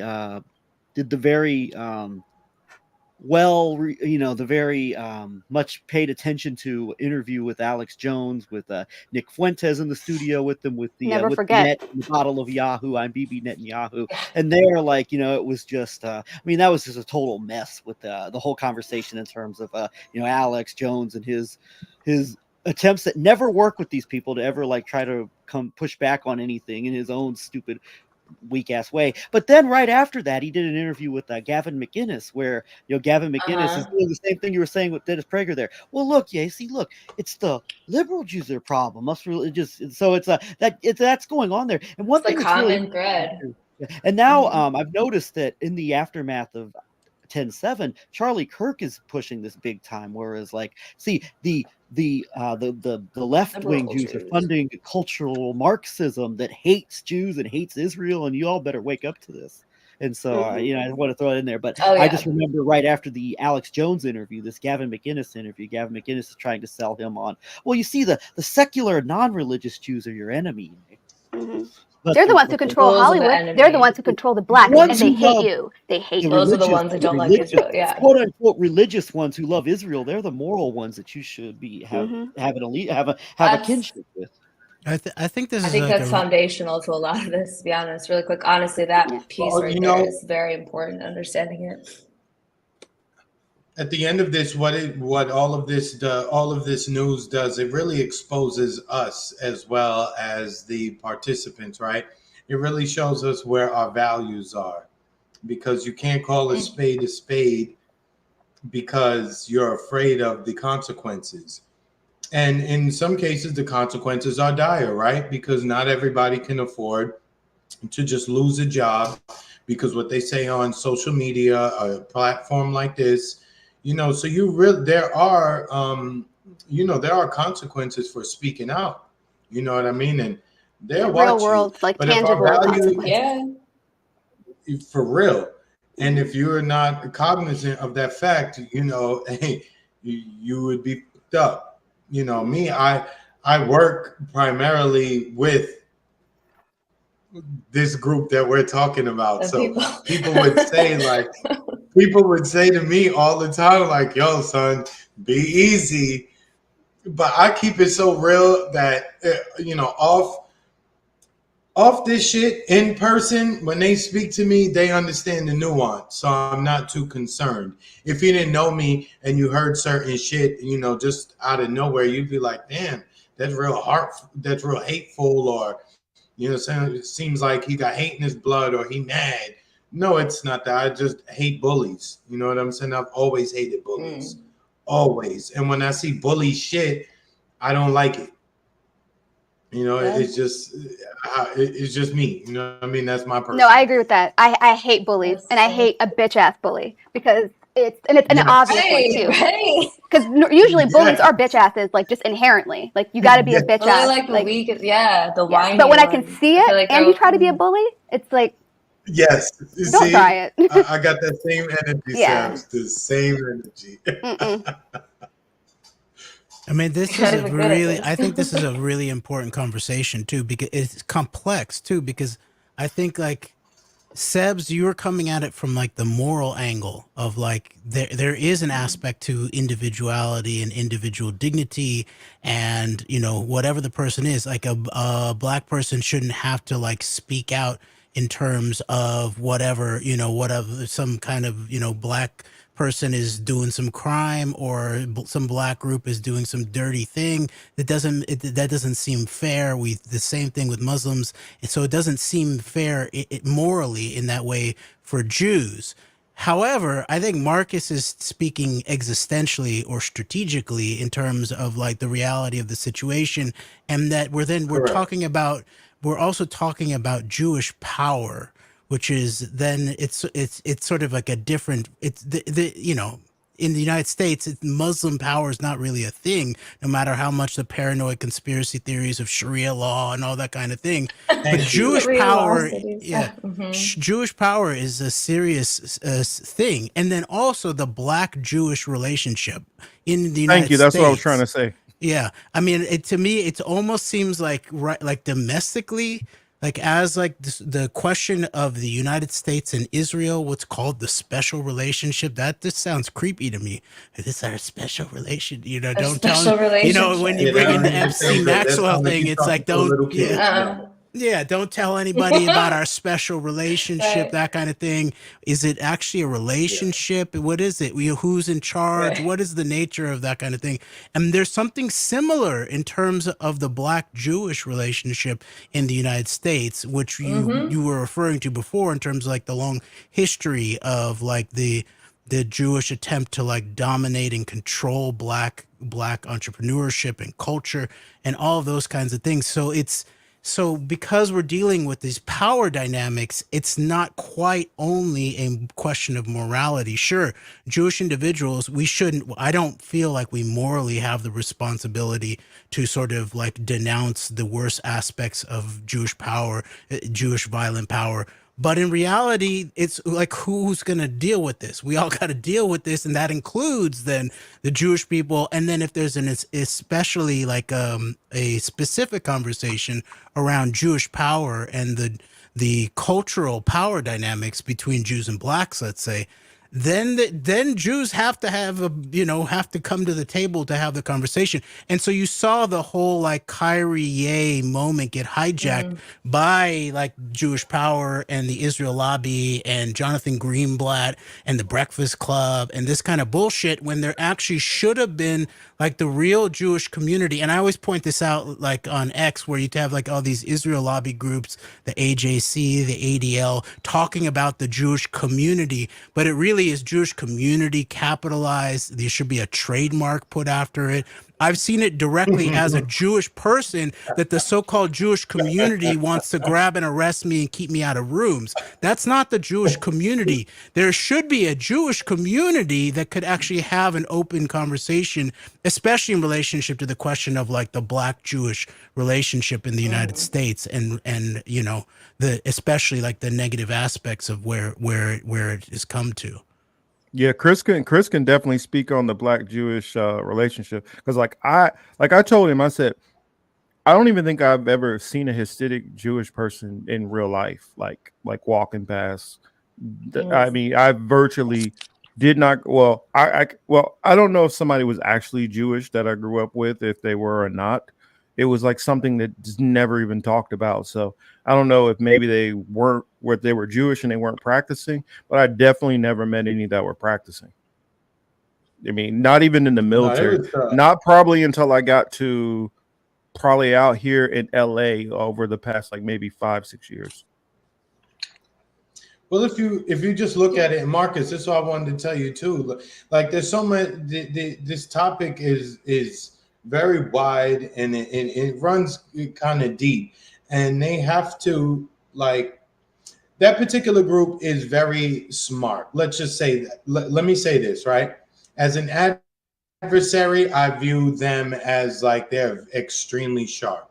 Let's look at what happened with let's use Taylor Swift incident as an example of how shrewd they are. I don't know. I know this is a big Taylor Swift chat. I know there's a bunch of Swifties in here, right? I know everybody loves her. We all bought her album. The fact that you know what a Swiftie is, right? You just exposed yourself. Right. I just want to let you know she you belongs to Kansas City too, right? Yeah.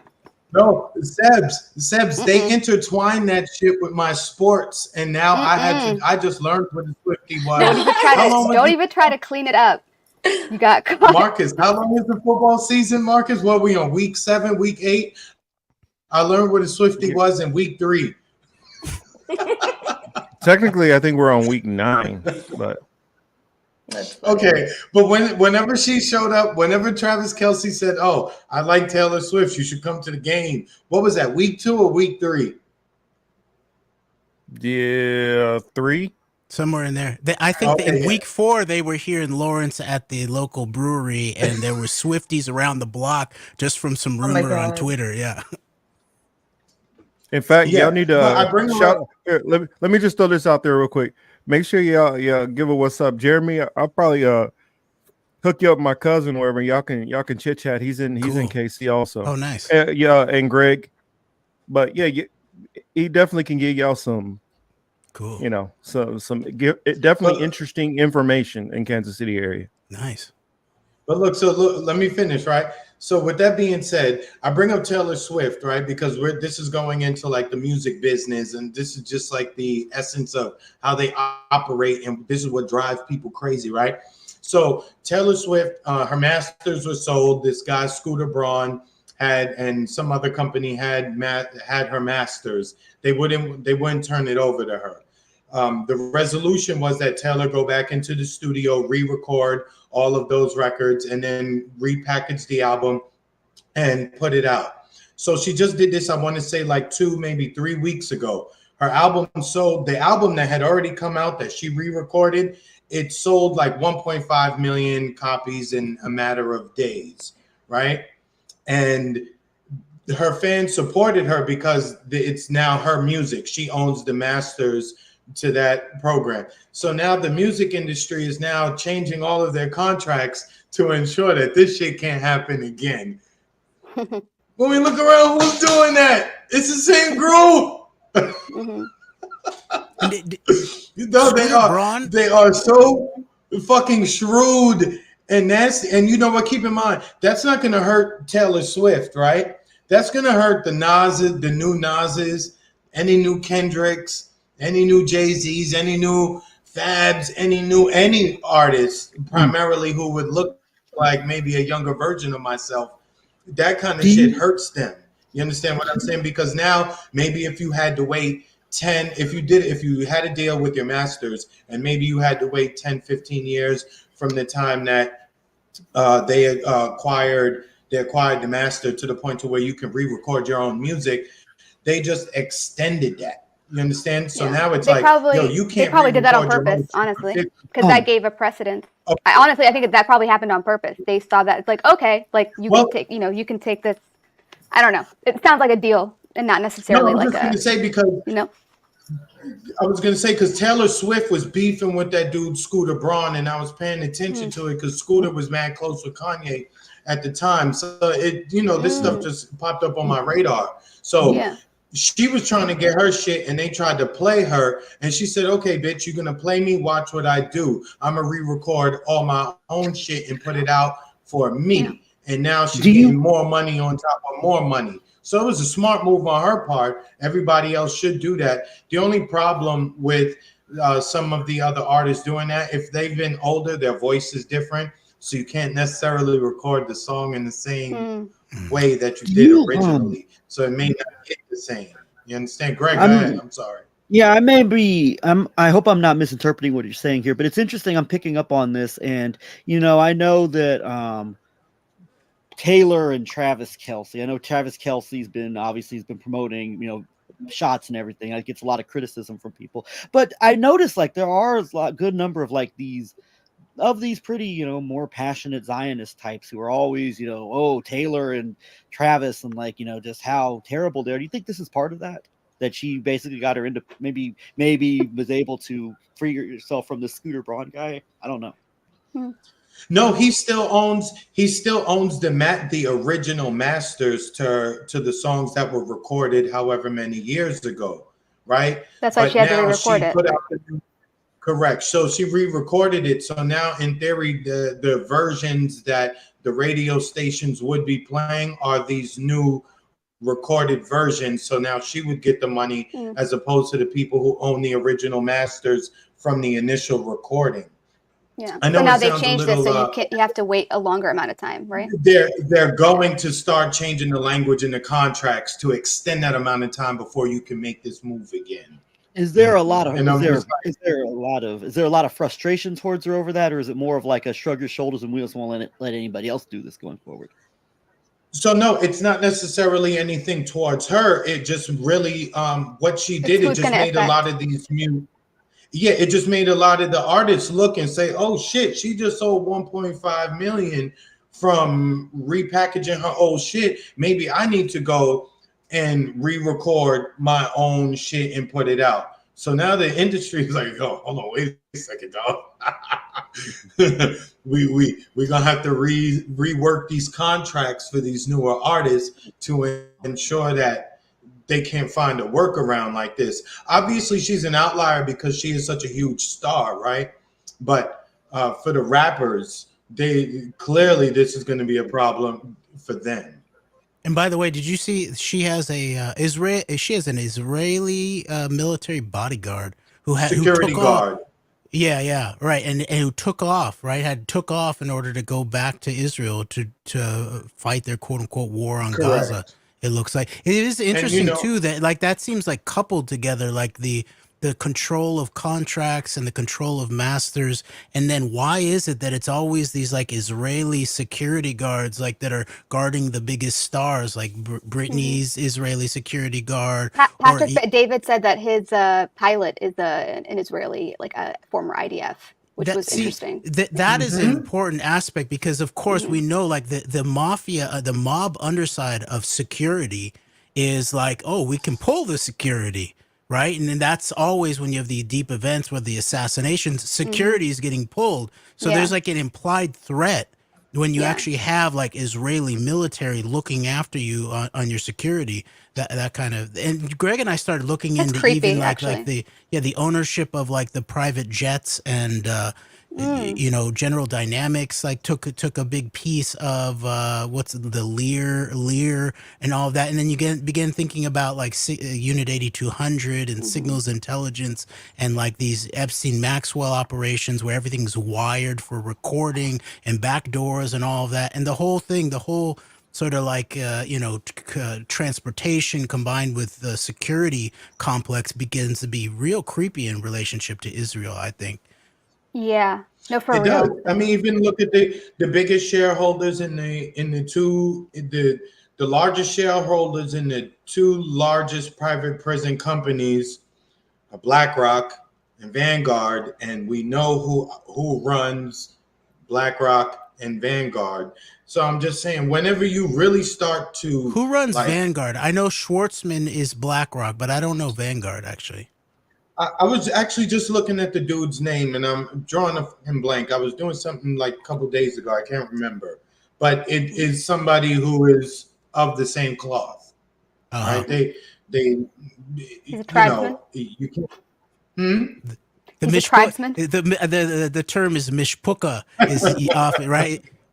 Mishpuka, I think, is like Exactly. it's sort of the family, but then it's then used as like a mob kind of thing too, just like the family, that kind of thing. Yeah. So it's, yeah, that's like the ethnic sort of mob term, but it's also then seen as Yes, family, just family, that kind of thing. And by the way, Kushner family. also on this All In podcast, he was also once again bragging about how he was going to let the Palestinians have Steve Schwartzman come in and invest in their smart rump Oh my corridor, and God. it was going to be great. And they were okay with state. He's talking about states. Everybody interprets the word state in a different way. I want to give them a Schwartzman smart corridor, you know, rumplet. And so this is like the way that the whole security thing is set up in terms of Israel Palestine, that they're not going to give them a quote unquote give. And he keeps talking about, we'll give them. What are you talking about? You're going to give them? Jared Kushner from Yes. fucking New Jersey is going to give the Palestinians their state and bring in Steve Schwartzman to do it and that kind of thing. Yeah. And then Steve yeah. Mnuchin's like, oh, we're going to invest in them like it's a new IPO. Like, I've got all these Yes. investors, you know, like foaming at the mouth. They're so excited to invest so hard. And it's Kushner just, was just not even, he was right on the surface level that he was talking about this is a pliant labor class. We, you know, all of like the rich sheiks in the area are interested in investing in the Palestinians. I'm working with the startups in Saudi Arabia. They're replicating all these great startups we have in the West, and they're doing that. I want to bring all this money faucet into Palestine, but it all comes down to security. And so then Kushner says the Israelis can't give them a state because they'll have to earn the trust of the Mishpucha, basically. Like, if they can act good for a while, maybe we can start giving them a police apparatus. Then after that, then they can have a military. This is why I still think that the real, like, the way to solve the thing is not this two-state solution, but it's a one-state resolution. And you can still have, like, you know, there's going to be these crazy, you know, like right-wing religious Jewish apocalyptic settler types. They can go hang out in their own neighborhoods if they want to stay for the resolution. There'll be, you know, some Hamas sort of, you know, Islamo fundamentalist types. They can have their thing too. But when you really think about real security, whether it's domestic or international, and the Jews are most concerned really about international security because they perceive they're this ethnic minority surrounded by the great Arab hordes or something like that. So they're worried about external threats. The Palestinians obviously are most worried about internal threats, as they've been basically ethnically cleansed and genocided and been under a military police state for like, you know, going on 100 years almost, you know. And so then if you were to actually try to resolve that situation in terms of people's legitimate concerns, then you would do some kind of security sharing thing of an actual equal rights for all state. And then I'm sure there's going to be some people that are not going to want to stay. good, go, whatever. It's not like you're going to be driven into the sea, but if you feel more comfortable back in Brooklyn or New Jersey, then go there. If you can't like you live equal rights for all with the other people that have always been there, you know. And actually those people, you know, most of the people from Brooklyn were not there, at least for a very long time, to some extent. So Back to Brooklyn they should go. Yeah, back to Brooklyn for sure. Brooklyn's still the ancient, the modern ancient homelands of the Jewish people. All right. Yeah, Repping the settler. you know, Brooklyn. You know, grown as somebody who grew up, who's been to Brooklyn. I grew up in Brooklyn too, right? Like it's so different now. It's sad. I was in New York last week. It was sad. I was in Central Park for the New York Marathon last week. The amount of Israeli flags out there in support of them, that was kind of crazy too. The police were actually like making sure that the people walking in and around the marathon were a safe distance away from the blue and white flag. So you know that was something to witness last week. Of course. You know, What do you and think and it was mainly. Go ahead. Sorry, Greg. Go. Oh, I was just going to ask. This raises an interesting question that I think that is very. I think it does figure quite a bit into this bigger question as far as these interdynamics go, relationship-wise. The question of the Trump administration and Jared Kushner and criminal justice reform. Because Right. you know that's a That is big a selling. good You know, That's a big selling point, obviously. Oh yeah. Hey, Greg. Actually, Greg, you know his dad. Well, you guys know. I know everybody on this panel and probably most of the people in the chat know. You know his daddy had problems, and you know he got sent up the road too. So it's not ironic that he's like, "Oh, we need prison reform." No, that's true. You know, my dad oh yeah. just got out the thing too. Kushner. That was He like references that was that, yeah, I think yeah. in one of his podcasts I listened to. He was referencing it, how that was part of he really thought about that, going through and seeing what his father went through in the prison system. I'm just like, please. Yeah, that's Jared Kushner, please. definitely correct. But I'm just thinking about like it has been a major talking point with like this whole kind of this artificial Brexit push to leave the Democratic Party, and obviously you've also Get off the Oh, yeah. plantation. the more libertarian side of things too. Not as publicly vocal, but it's kind of the thing also Roger Stone pushes this whole criminal. We're actually going to right the wrongs of the Clinton policy, the crime Yeah, the the Biden crime bill. of course, because that was part and Says. parcel with Rudy Giuliani, who obviously was Trump's right-hand man and all this. So it's so interesting how it all works. But obviously, this has been a major push and a major narrative shaper of like we are going to actually help you out where the Democrats failed you, and the Democrats put you on the post Jim Crow plantation of the welfare state, and we're going to throw you in prison as soon as you make a mistake, and we're actually going to correct this. The link you And sent. Greg, I would say to that just that- touches on that, Greg. Jimmy Dore, go ahead. Oh, the link, Greg. the blacks for Trump. Yeah. Correct. And to that, Greg, that is the most cynical ploy, cynical card, cynical play, whatever you want to call it, that they have, is to mention prison reform. And they're like, well, we're going to peel off some of these dumb black people when we mention this, or maybe we'll just get more attention. Maybe we'll just turn them off from the Democrats. But it's very cynical, because if you really wanted to address the prison issue, one, you would deal with sentencing, and two, you would deal with the corruption that exists within the private prison industry and the legislation that you need to make that a profitable industry. And the Because judges, if we just build a prison on our own and we don't change the laws, you're not making any money. So if we build the private prison, in addition, we also have to plant seeds within the judicial system. As Jeremy just mentioned, right? We have to get judges. We have to get prosecutors. We have to have the police outside aggressive, bringing in more and more bodies so that we can do this. So if they were really, a lot of it's really like for it the nonviolent way crimes that they as claim, well. then they would try to address it. A lot of marijuana possession. Yeah, it's like a lot of stuff like that where you get like 3-4 years, and then like some random person who did manslaughter or something will come in and like leave earlier than you. It's kind of interesting. I just recently watched American History X with James. That was a good time. Oh, you did? I don't know if any of y'all have seen that it. a long Yeah. That was your first time? Yeah. That was your, It's been a oh, long so that was I'd your never first seen time it. seeing the curb stomp? Really? Yeah. So I watched it with That was James. your first time seeing the curb stomp? Yeah, that curb stomp scene. Oh, I didn't watch. I like turned my head when that was happening. Oh, you did? Yeah. I didn't even want to hear the crunching or anything. I hate shit like that. And then what's something that's really interesting also is you've got and I mentioned this to Jeremy a while back. We've talked about this a little bit. Is one of the people who you could probably pinpoint as being at the one of the major complicit figures in you could maybe say a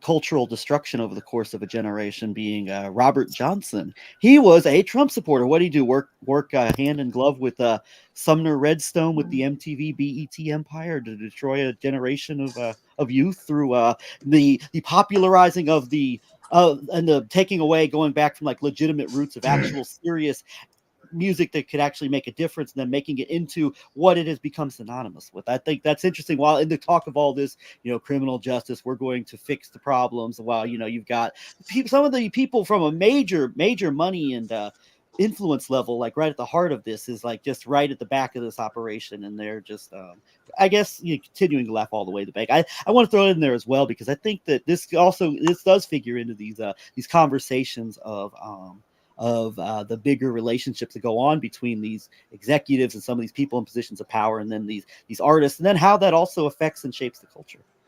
Mm-hmm. Yeah. And I guess it would always come down to, look, as well. It's like, well, what is a crime, and then like, why is somebody committing a crime? Correct. If you want to subjugate people, the best way to do that is to understand the psychology of the people. What makes them tick, what pisses them off, what makes them cry, what makes them happy, etc. This particular group is very, very good at being tapped into you, whether you know they're tapped into you or not. And you do yourself a disservice by not understanding the psychology of the people around you and or the people yourself. of your country. You know what And I most mean? importantly, It's yourself. very easy to manipulate somebody when you know what they get high off of. You know what I'm saying? Yeah. All right. Yeah. I guess can we talk about the U.S. Liberty? Yeah. Sure. Yeah. So And you were Navy, right, Marcus? Oh, Marcus, you've been trying to get that in for like 97 minutes. Like, go ahead, boss. I haven't got. I literally have gotten to nothing on the show at all. I can't do a Larry David though. I have to thank you for your service. Thank you for your service. I just like, all right, let's see what I could get in there. I just threw You the gotta get rest of the Sudan in show there. away. But I'm like, I guess I can get to the U.S. Liberty, maybe the USS Liberty. I do want to see the Putin thing that you wanted to show. Oh well, I guess I can make that quick because that one's a short one. Recently at the Belt and Road Initiative, Putin has been walking around. Up again. He wanted to go Liberty, and you fucked him up, Sam. Oh, my bad. No. But the Putin one's quick. Yeah, I just wanted to hear what it was. I just thought that it was big news that should be shared. Putin has been walking around with the nuclear football. And so he went to the Belt and Road Initiative. But doesn't he? He must always walk around with a nuclear football. Well, I mean, he's been bluffing it a whole lot lately, and now he's literally carrying it. You're saying he's showing it. He's like showing it publicly. Yeah, I mean, now for those who don't know what I mean by the nuclear football, the presidents, yes, they always have their nuclear codes and all that. But when they're carrying the nuclear football, what that is, that's a briefcase, which literally has like a specific phone that radios to basically like Minutemen bombers, whether they are in silos or on ships, and gives them authentication codes. And that way that they can be prepared to launch a nuke at any moment. And so Putin has just been kind of walking around with it like, hey, by the way, I got them things. So if there's a problem, take a little street. If there's a problem, I can go to the trunk at any moment. And so Unpack that's some nukes for you. hey, he's like, I got that pow right here. I never thought about it. You're problem. right. It's like, is it sort of like a Russian mob kind of thing? Like, don't make me go to the trunk, Yeah, that's exactly what it is. And I tell people all the time, everybody focuses on the nukes first, and they think, well, you won't launch a nuke because everybody's going to launch off their nukes, and it's going to be, yes, if everybody knows it's coming. But if somebody decides, okay, well, and here I'm just going to lay out a scenario. We already know that Russia and China are together. And let's say that Russia, China, and North Korea, because they're in there also, decide that, you know what? We're tired of the US, we're tired of the West. Let's launch on them. And they've gotten all of their ships and everything into place and figured out locations on what they need to take off so that a retaliatory strike doesn't come back. And they got themselves in position. There's a possibility that they could launch off majority and hit major targets before a response can come back. And the reason why I would say that they have the ability to strongly do that is China has showed the ability to have hyper ultrasonic nuclear capability that is able to literally pass through our whole airspace without being detected. And they've shown that ability, that it is able to go all the way from inside of mainland China to hit all the way to Washington, D.C. So they showed the ability that we can hit anywhere in the U.S., and you already know that our nuclear subs, that they're hard for you guys to catch up with and keep. So we could, get to a spot where we're in place to strike your nuclear subs. So China could launch mainland, and then also Russia's main weapon, which a lot of people don't, I guess, talk about very much, is their EMP weapons. Which, for those that don't know, EMP is electromagnetic pulse, meaning that if those were launched in a massive way, that can literally like shut down power grids. frequency weapons? It shuts down power grids. All your power is shut down. So if your power is shut down, there's no way to launch nukes. And basically, they blow it up over in the atmosphere, right? And then it basically creates an electromagnetic pulse that then fries the power lines, transistors, that kind of thing. Yes. And let's see. Jira said, just guessing our tech is outdated. Yes, our tech is outdated. And the reason why is because of the cronyism and the greed of our system. How our system is set up is this person bids on that. He's trying to underbid that. They want to keep their contracts going for a longer period of time. So they fight back and forth on R&D, on getting things done. And then there's a lot of cronyism going in that comes from our politicians and the corruption and things like that.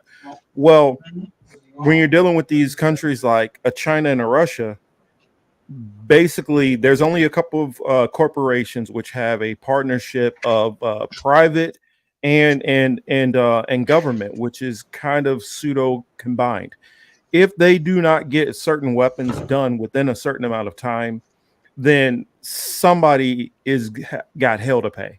So therefore, the U.S. can take 5 years to develop a weapon, and Russia or China can develop that same weapon in a year's time. And if you look back through history, Russia has always been ahead of us with technology for the most part. So and China basically controls their entire military industrial base. I imagine Russia is a little bit dependent on China to some extent, but China is basically totally autonomous in that way. Is that right? Yes, as far as any kind of circuitry that they would need, or certain materials like semiconductors and things like that, they would need to get that from China. But as far as the weapons technology, it's working in reverse, whereas some of that technology is being given to China from them. And so also China has been working and giving technology to North Korea also. So all of that is factored in, and I wouldn't be surprised if pretty soon Iran gets the ability also to develop nuclear capability. They already have the rocketry.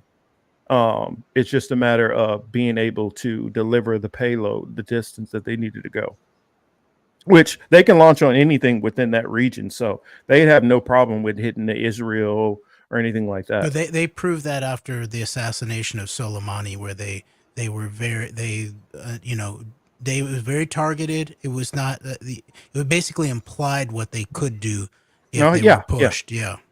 But the only reason why they wouldn't do anything back then is they didn't have Didn't have the nuclear capacity. well, they also didn't have any kind of guarantee of protection from a Russia or China or a larger state actor, because the moment that they launched on, let's say if Israel, let's say if they launched on Israel, or Saudi Arabia, because there's some animosity there too. If they launched on a country like that, which would be a strategic ally of Western powers, you can guarantee that you would have the whole weight of, the Western powers come down on Iran. Well, without the backing of a China or Russia to be able to help push back, they're going to be more hesitant to do that because they don't have any backup. And I think that they're still a little bit. That's the reason why I think Iran is still a little bit hesitant about getting involved in this situation, though I believe they want to, because they're not certain how much Russia and China's economic interests, as far as what they have with Western powers, how much is that going to weigh in to if they want to get involved militarily or not. So And you I remember believe, even yeah. like going back to like the Soleimani assassination, that I had a theory of the case. You remember the flight PS 752, the Ukrainian Mhm. airliner that had a lot of Iranian scientists on it, that was shot down by an Iranian air defense missile that was supplied by the Russians, and it was Mhm. the similar. I think it was Tor M1, and the Iranians had expressed publicly, at least it got leaked, that they were concerned that the Russians had supplied the Israelis the backdoor access, the cyber access to the basically the triggering system, or at least like the foe or friend ID system on Mhm. those aircraft, anti-aircraft missiles. And so I imagine that that wasn't that long ago. That was like No. just right before the pandemic really got going. And so I imagine they're still finicky in terms Yeah, of, we're they talking don't about know. 3.5 years ago, Yeah. 3.5 years. They don't Yeah. know Putin and Netanyahu exactly what that whole Well, thing well, was. And yeah. Well, Israel. Well, not Israel, but Russia has had a policy of funding both sides. Whether it's been Russia, whether they've been funding Syria or whether they've been funding Israel, and the same thing with all of these different wars that have gone on. They or have been even funding Israel Palestine, even back to the Soviet Union, like Stalin recognized exactly. Israel first, and then it did come out like in some of these Matrokin archives that like the Soviets had penetrated high levels of like Israeli intelligence. And people, that's why even some of the Israelis have on the street, they like call him KGB, because there's suspicion in terms of this deep relationship with a former KGB officer Yeah. that Netanyahu, especially in the recent decade, like probably the closest, like the most trips with any foreign leader in the entire world, Netanyahu and Putin. And so I imagine the Iranians don't know exactly what to think about it. Hmm. And then and then even like Abbas, the leader, the endless Yeah, leader of Mahmoud the Abbas. Palestinian Authority, it was identified in those same archives that he had become a Soviet intelligence agent in Syria back in the late 70s, I think. And so Yeah. you begin to see like it's not just the Israelis nor the United States that like has these actors in place in terms of controlling these dialectics. And so you begin, and that's what I began to notice too, that like and actually on Twitter, like I was in a Syrian girl, Mayram, she invited me to Yeah. Yeah. speak in her space, and she I pointed out that Russia and China were, along with the United States, still repeating this line about the two-state solution. And she's like, "Yeah, we know that's bullshit. And why the heck is Russia and China is sort of saying this in the same sort of controlled dialectical line?" So there are these questions in the region, I think, about like the major world powers, whether they are interested in maintaining the quote-unquote Israel-Palestine conflict.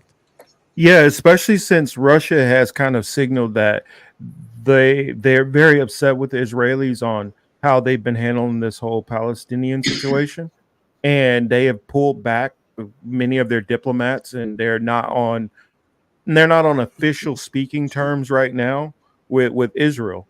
And so the Iranians are like, they're saying that they got my back, but do I know for a fact? Because I see you were helping the Syrians, you're giving them weapons, but at the same time, you're helping Israel. And we do know that Israel, a large portion of their population comes from Russia. And so it puts any of the, and that's the reason why, like, I pushed back on Hamza last week when I was telling him I think Richard Medhurst, when we were talking about him getting emotional and angry and all that, he made the claim that all of these Arab leaders, they're basically Zionists. I'm like, it's not that they're Zionists. You got to remember, they got to fight the war in their land. You mean, you got to realize that you literally yourself can be blown up, these presidents. So it's not as easy for them to just rush into war, knowing that if they help the Palestinians, that can be missiles landing on their streets, destroying their streets. Another thing is when people bring up, well, why don't they just, because I hate this talking point, they bring up, well, none of these Arab nations want to bring in the Palestinians. That's not exactly true.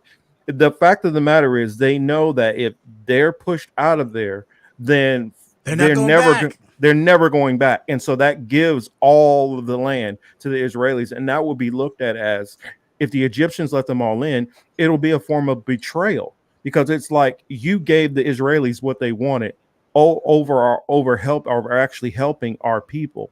And then at the same time, any of those people who are going to have definitely some hard feelings towards Israel and might grow up to be the next version of Hamas, or might be a continuation of Hamas, and want to leave out of Egypt or Jordan or any of these areas and attack Israel, then Israel will use that as a justification to attack all these other nations. And so they got to think long term, if I did bring these people in, then more than likely that's just going to allow Israel to want to attack me later and take more of my land. Because anybody who thinks that it's just about Hamas, or it's just about getting the Palestinians, just about getting the Gaza Strip or the West Bank, trust me, the Ben Gvir types, the Smotrich, those types, they don't just want that area. They don't just want the Temple Mount. They literally want the Nile to the Euphrates. And what that means is at some point in time, they want war with Iran. They want war with Jordan. They want war with all of these areas, because they want all of this land. Yeah. Sorry to go on a long tangent. No, I feel like a lot of them, like you said, they have their own interests, right? Whether it's on, a national level, a cultural or individual, the elite level, whatever. They all have, and then they have certain stories or narratives that they also, probably believe within their own nations as well. Because one contradiction from the Iraq War that, I feel like no one, no one here, but just in general, in the general discourse that I never hear is that when the war on terror was on, Iran was completely on board with the United States to take out Saddam. So it's like what's his name, Qasem Soleimani. It's like, oh well, he helped us fight ISIS, and it's kind of this glorification. But it's like, wait, but wasn't he also on board with taking out Saddam? They wanted to get Saddam out, and it's not because I'm some Saddam fan. It's more of just, it's interesting how these dynamics work. So it's there's not really necessarily an innocent party anywhere. It's more of just shifting interests and I don't know, deals. And well, no, you're right, because there is an actual divide. There's always been a divide between the Sunnis and the Shiites, but I would also throw in, I'm forgetting the group that straddles across into Turkey. They're not Sunni or Shiite. The Kurds. The Kurds. You have the Kurds, and then also I would throw in, which they're not talked about very often, but you have the Baathists. And so you actually have 4 different groups which kind of really didn't like each other very much, but now with this current situation, it's making them all feel a need that they need to push together to push back. And the biggest thing between the Sunnis and Shiites, for those who don't understand, is you're dealing with one that's kind of secular and one who's fundamentalist. And so that's where the rub is. But they're like, yo, we can deal with our faith issues another time. They're massacring other Arabs, period. And we cannot just sit back. We have to do something. Yeah, and there's also different interpretations within the Sunni and within the Shia, and there's also like the esoteric, stuff, and then there's a lot of like little interpretation, just like any religion with Christians, Muslims. There's no monolith Sunni or monolith Shia either. So yeah, and when you brought up about like that they wanted Saddam out of the way, is they wanted Saddam out of the way because Saddam was more secular. And the fact that not only that he was secular, that he had a long history of working with the U.S. And they would have rather, and they in fought their him. mind, I mean, how many people did the Iranians lose in the Iraq Iraq, yeah, and the chemical weapons So that the many. United States helped supplied, and so So there's many. legitimate beef there from just the background, even putting aside geopolitics. Yeah. And it is interesting that like there were those like chatters that like Soleimani was beginning to piece together at least a Saudi Iranian conversation, if not a bigger Shia Sunni potential squashing of the beef and alliance. And it does seem like it's at that moment where it's almost like that's a potential precursor of what we saw on October 7th, in terms of like, there's obviously behind October 7th, there's some kind of, someone's trying to disrupt something that's going on to some extent. And now the obvious piece is that Netanyahu and Kushner and Trump and Mohammed bin Salman and Mohammed bin Zayed were basically trying to throw the Palestinians under the bus and be like, we can handle the, our streets politically. We'll basically say we're working on some kind of peace plan that Kushner is going to do with Schwartzman and the oil clerks and all of that. Yeah. Well, I just want to add to the Sudan, to kind of bring Sudan into this conversation, since like that's the first thing on here. But even Sudan was one of the countries that did a normalization and the Abrahamic Accord with Israel, right? Because they threatened Sudan, saying we're going to withhold the aid that we give you. It was like food, like grain. That's how like sadistic this shit is. Like it was literally like Was food, it before or actual after the food. split, Sebs? And they said that if you don't, No, sign this asking, was it normalization thing before- with Israel. Oh, what'd you say, Chris? No, was it real quick, and then you could go. Was it before or after the split of Sudan? This is like back in 2020, so this is after. South Sudan has been, Is that- So this is in 2020 that the Israel and Sudan signed the peace accord or the Abrahamic Accords.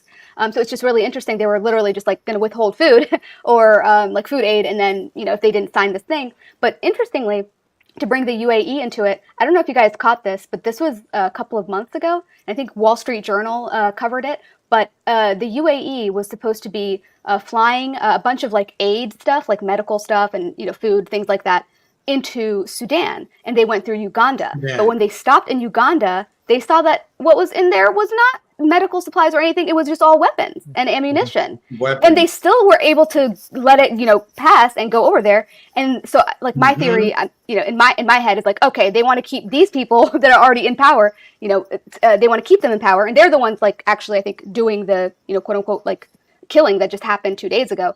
But it's just interesting. Yes. It's how that kind of all falls in as well, because the UAE is definitely, they were in Eritrea and Asab, because they were launching drones from the Asab port in Eritrea when they had their war with the Houthis. They're also I got a video on that too. All of that. So it's just no. Go ahead. I just wanted to say that, like, It's an I'm interesting glad place you went to- into that. Yeah. I'm glad you went into that But I because that's thought some it was a added peace context. deal. It doesn't sound like a peace deal. deal. No, He's It's that's mainly a some weapons deal. that's some much needed context, and I guarantee you after this there's going to be a lot more that you can add to it. But I just Mhm. wanted to share this for the audience if they're not familiar with exactly what's going on there. I know that we covered this like what was it, Chris? What, like 5 months ago or something? But I think this is the recent. This is the recent of what's kind of been going on recently. Mhm. People on the road out of Sudan's Darfur have few possessions. What many do carry is grief. On Tuesday, those arriving at the Chad border town Ardre were reporting a new surge in ethnically driven killings in West Darfur. Many here are receiving news of their family members. Asiya, who fled with her mother and her sister's children, says she's been told her brother is dead. They can't find her father. They burned everything and took everything. We did not bring anything with us, only God and our clothes. War between Sudan's army and the paramilitary Rapid Support Forces has reignited ethnic violence in Darfur. In September, the United Nations High Commissioner for Human Rights, Volker Turk, said the RSF and allied Arab militias killed hundreds of non-Arab people, primarily from Masalit communities. Arab militias This is exactly what denied happened engaging during in the first ethnic round cleansing, of the and Darfur. the RSF has said it was not involved in what it described as a tribal conflict. Over the past week, the RSF has taken over the main army base in West Darfur's state capital, El Geneina. 3 of those escaping to Chad on Tuesday said they had witnessed killings by Arab militias and RSF personnel targeting the Masalit in Ardamata. It's an outlying district where the army base and a camp for internally displaced people are located. The RSF did not immediately respond to a request for comment, and Reuters was unable to independently verify what took place. Nabila Abdulrahman says people in Ardamata were killed and displaced. Children are slaughtered, women's money and belongings are robbed, and they can't escape. Sudan's war has uprooted more than 6 million people. More than 500,000 of them have crossed into Chad, according to the International Organization for Migration. But renewed violence appears to have triggered a sharp increase. Médecins Sans Frontières said more people arrived in the first 3 days of November than across the entirety of the month before. That's around 7,000, mainly women and children, the medical charity said, carrying with them stories of large-scale violence against civilians.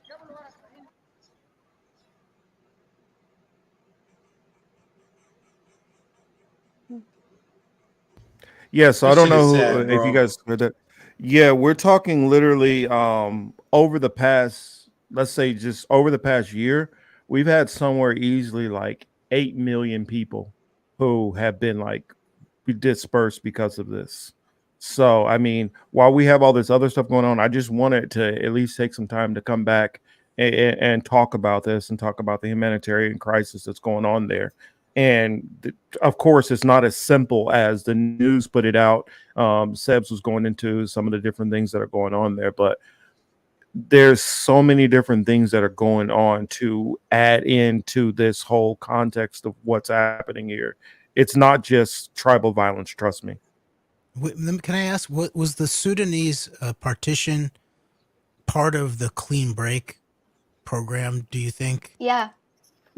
It's not I talked believe that about was enough, I feel like. No, it's Sudan was not. one of them, I believe. I Yeah. know. I'll ask us to follow up on that because you know, I'm not super well versed in Sudan, but I know that I know at the very least Sudan was one of the infamous list of the 7 countries in 5 years that Wesley Clark named off that was made a big deal of. But then was even the whole like the Darfur crisis, was that key to ultimately this partitioning and splitting up of Sudan? You know, the way it became like this major world headline, the way it was used, like and then, you know, Sudan is this state sponsor of terrorism combined with this crisis in the Darfur region, and the way it was promoted as a major, the way the promotion of it was that in parcel to like for this ultimate like splitting and the current situation there, is that you think was a not to say that there was nothing going on there, that there was no reason for anybody to be concerned, of course, but there's always a level of cynicism with how these things are handled and how they're promoted and propped up in terms of media discourse. And so would you say that that was key to this? I mean, yeah, that's what it would seem like to me. And from what I've read, I think South Sudan had like a significant oil reserves as well, specifically. So now because that's going to be more, kind of aligned with the quote unquote West. It's just interesting how that worked, because Mozambique had a similar thing happen as far as like, oh, these jihadists showed up and it the just happened North to be has in the this specific refineries. place. I was What going to was say that, the Greg? North He said has the that even the North has the refineries. refineries. Okay, yeah. But yeah, so it's just interesting how that happens, because the similar thing happened in Mozambique, where like just for a couple of months, they had these like Al-Shabaab, I don't know, like connected, supposedly Al-Shabaab connected cousins or whatever the hell that came down to Mozambique, just like exactly where Exxon and Total were drilling for natural gas, like literally right there, and then like I think 500,000 people, 600,000 people were displaced within a year. And then the U.S. sent their Green Berets down there to train the forces that are going to be fighting this evil. So it's like the same old story over and over again. At a certain point, it's like, Well, okay. well, this whole area, and I want to throw in this whole area. Oh, sorry, I'll give it to you real quick, Greg. This whole area is the water which is separating this area is basically on the other side of it is Gaza. So keep in mind that all of this is all within this area. This whole Gaza Strip, Lebanon, then you have Egypt over here and Sudan down here. All of this what was it over what was it, like over 100 trillion metric tons of natural gas is all found up under the water right in this area. And so it's pretty convenient that all of this stuff is all happening at the same time. That's the reason why I believe they have no intentions of stopping, and they need them out of that area. And on the other side of it, a plan that the U.S. and State Department had back in the 60s about blowing a hole through the eastern side of Israel, and not even the eastern side of Israel. Well, technically the border of Israel to roughly where Jordan is, where that they wanted to put this canal that would kind of circumvent the Suez Canal. And so it's a lot of, on the secular side, there's a lot of money plays that I see going on, and money motivations for why this stuff is happening.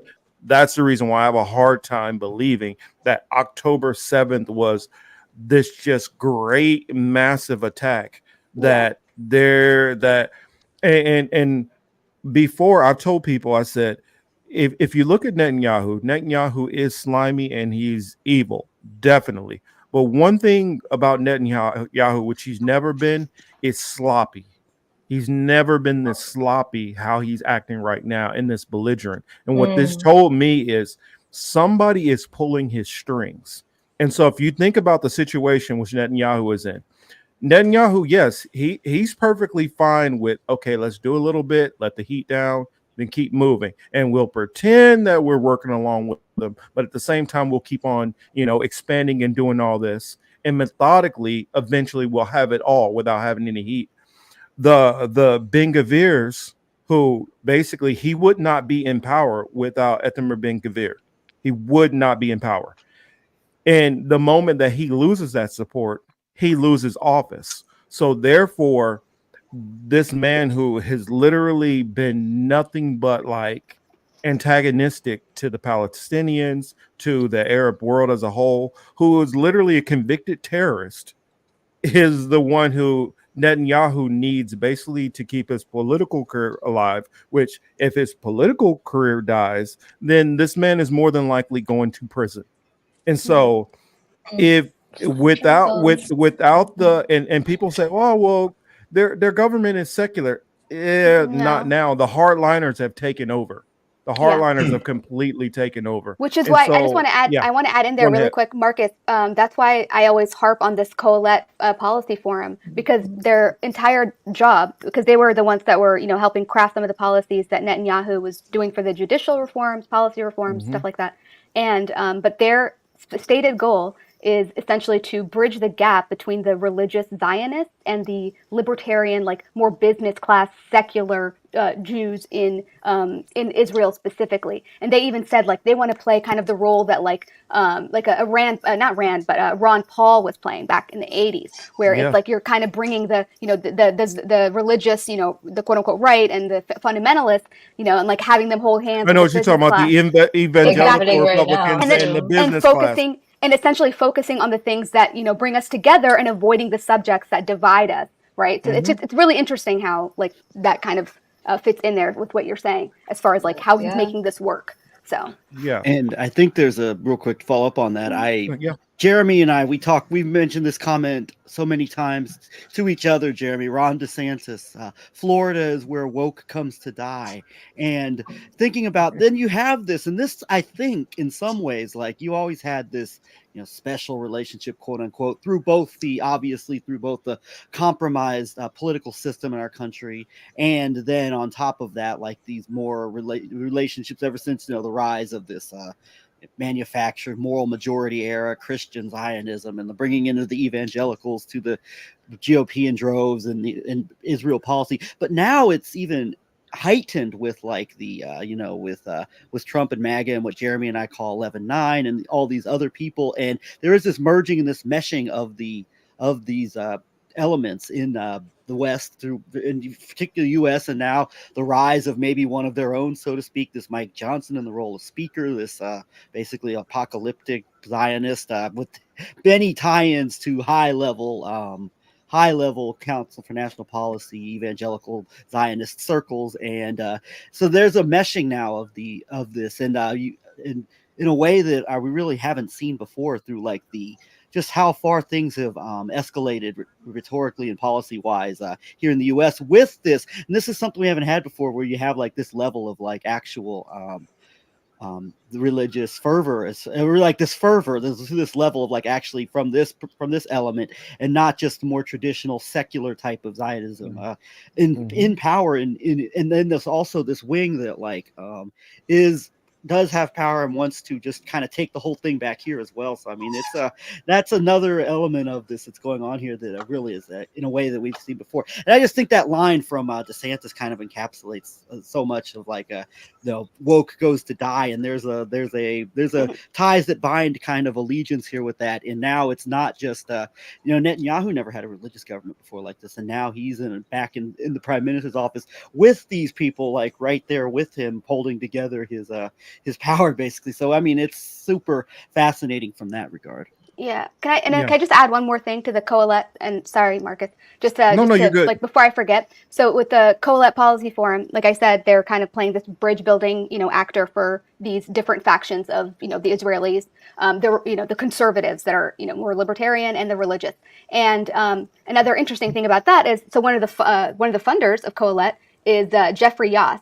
And Jeffrey Yoss is this, billionaire guy who from Pennsylvania has, Susquehanna International Group, but he also is Rand Paul's biggest funder. And so he's like all about school choice, this, that, and the other. So I just find it interesting that like he's doing that over there, and then he's Rand Paul over here's biggest funder. So I just find that to be interesting as far as like, because Rand Paul does kind of play the middle ground, right? He's kind of like thought of as being the taking after his father, things like that. But I just find that interesting because Jeff Yoss, and then there's a China angle because Jeff Yoss is the largest shareholder of TikTok outside of China. So it's interesting how all of that works. And then Susquehanna International Group has connections to like Port Authority and stuff with 9/11, Ground Zero. So it's just there's a whole like just I don't know, like a lot of tentacles that just from like this one person in this one little think tank where it's just like you think it's irrelevant, and then it kind of it has a lot of like cultural or like kind of policy government like markers for things that are like almost archetypal that are happening. So I just wanted to add that in there. Very interesting. Yeah. And what was it? I had a comment on Rockfin, which apologies to Rockfin. I haven't scared that. And I wanted to share this because people on the YouTube side need to kind of hear this also. Gregory says Russia also has huge Muslim population in Chechnya, but it's interesting how Israel enemies are mostly stateless armies besides Iran. Chechnya, Uyghurs, Hezbollah, Hamas, Syria, Yemen. And I responded, the Muslims in Chechnya are nationalists, and I meant mostly nationalists. Their focus is Russia. They don't get as involved with the Arab world at large.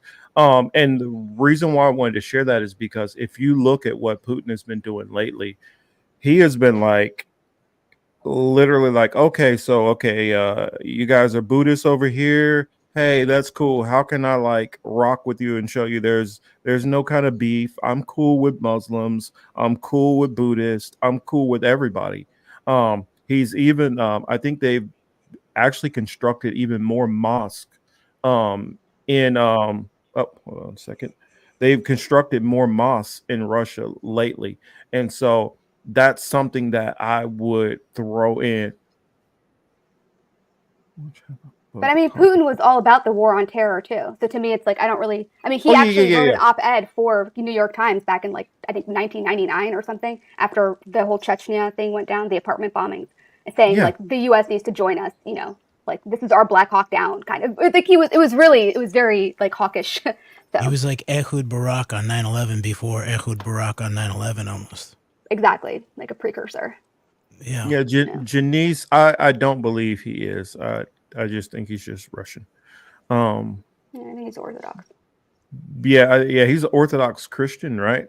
Yeah, I'm pretty sure. Yeah, I mean he was Chabad, he had a lot. Yeah, he had a lot of like early Jewish connections, and there was like he had a teacher who he gave an apartment to in Israel who was Jewish, and some of his early contacts actually into the Russian mob were also Jewish too. His judo sparring partners, the brothers, I can't remember their name, but they're also Jewish. And in general, I think Marcus, you're correct that Putin is a nationalist, and he represents like the old school Russian deep state that had a plan for a post-Soviet, a powerful Russia that it still had and actually expanded in many ways its potential influence and deepened it into the West in terms of economics. And that's part of what Robert Maxwell seemed to have been involved in terms of having actually potentially trained up Semyon Mogilevich, the brainy Don of the Russian mafia, in terms of how to set up financial instruments. And then Mogilevich then, on behalf, it looks like, of the Russian deep state, sets up all these financial instruments around the world, including like in New York and Manhattan. And so they were preparing for the fall of the Soviet Union in some way. And so, yeah, for a little bit afterwards, you had the Harvard boys basically raping and pillaging, and there was chaos, and you have the aluminum wars and the gang warfare, and then the oligarchs, and definitely like the large part of the powerful early Russian, post-Soviet Russian oligarchs are predominantly Jewish, it looks like. And Putin definitely, even what's his name, Boris Berezovsky helped bring Putin into power and thought he could control him to some extent, I think. But Putin was so tied in to Russian secret services that they had a whole nother plan going on, and they were already working heroin trades and things like that. And so they cut Berezovsky out, basically, exiled him. He also, in general, it's very interesting, actually. It looks like Putin actually disciplined the Jewish Russian oligarchs who were like the George Soroses, aka the ones who were against the aggressive war. Because Soros was against the Iraq War, and these Guzinski, I think, was another one. They were against the amping up of the Chechnya war. Police, right? Putin, when he was in the KGB, he was like political police, not necessarily like intelligence officer. He was like going after people who were eventually, yeah. Okay. Because earlier on, I think he was actually more of like a counter. He was recruiting. He was in Berlin, I think. Yeah, he was counterintelligence. Yeah, And so he probably has a very, some of these European leaders that have an interesting relationship with Putin and Russia. It's very possible that Putin actually handled their files earlier on. And we even see like Viktor Orban. It's very interesting. Orban comes up and he's sort of like little Russia standoffish in some way. And then there's these stories that Mogilevich comes in with this suitcase of money and everything changes. And then it's interesting because this is why I do also think Putin is a Russian deep state nationalist, is it looks like he actually even then disciplines someone like Mogilevich. And Mogilevich is an interesting character too, because he's Jewish, but he also part of his racket was like fleecing the Jews as they left the Soviet Union. And what the interest the Russian deep state had in that is it looks like up to 90% of like Jewish refugees out of the Soviet Union were actually given an offer they couldn't refuse by the Soviet intelligence. And that almost like in the same way that Israel operates a very lean intelligence officer corps, where they're I think what are they called?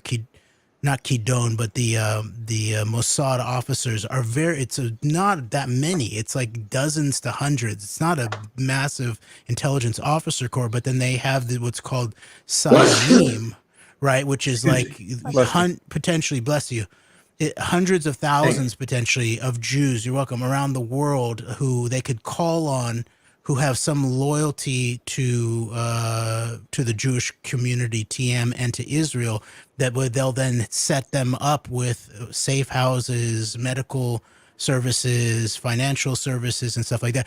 So the Soviet Union was doing something similar, actually, with some of their Jewish, immigrants who, as they left, they were then plugged into this kind of almost Soviet Sayanim system, where these Jewish former Soviet refugees could then be called upon in the future. And so it looks like that's a crucial backstory to what we see of the rise of Russian organized crime in the United States, especially then Giuliani taking out the Italian mobs and then opening the space for this sort of Jewish combination with they have this longer term Meyer Lansky American Jewish organized crime, but then you have this pretty heavily Jewish Russian organized crime come in and basically begin to take over, and that's what we see also in the background, even of like the Trump story and Michael Cohen and. Oh, Jeremy, just got a quick question to ask you.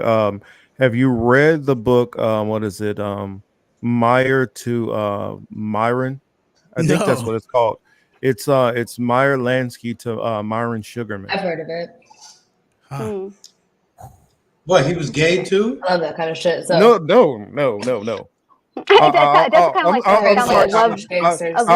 I'll weigh in. I'm sorry, I didn't mean to break your point, but didn't it sound like that? And then I'll weigh in. I'm going crazy.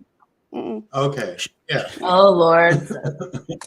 No, I was done. I was just okay. I was just sort of bringing us like from like the Russian organized crime and Putin very likely being a discipliner post Harvard boy, post Soviet Union Russia, of standing the Russian deep state back on its feet in many ways.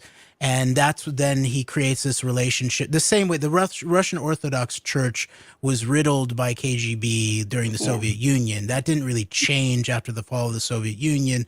It's basically still largely, it's a mixture now because they changed it. They broke up the KGB into like the FSB, which is domestic security services, which is that's where then Putin becomes this domestic political police figures when he becomes the head like their of FBI, FSB. right? Exactly. Yeah. Mm-hmm. And then they have the SVR, which is like the CIA, their foreign intelligence. And they were the ones, I think, that were setting up the whole thing with the that Florida Missouri connection. What was it with the Black Hammer guy? What was that whole thing? That was SVR. That was Russian SVR intelligence that was setting those. That was the Uhuru movement. The Uhuru movement. Yeah.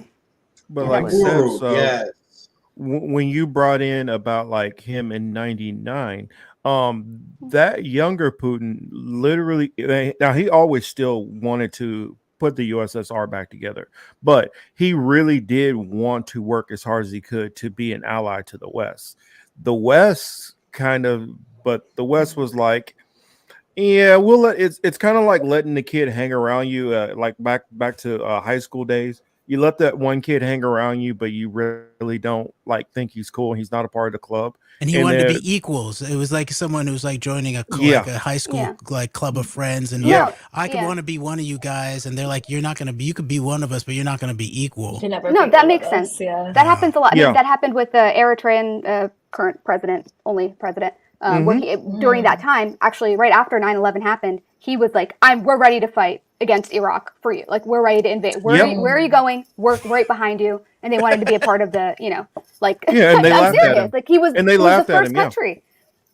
Yeah, and then until shit happened, and he had his interests, they had their interests, and things And then clashed.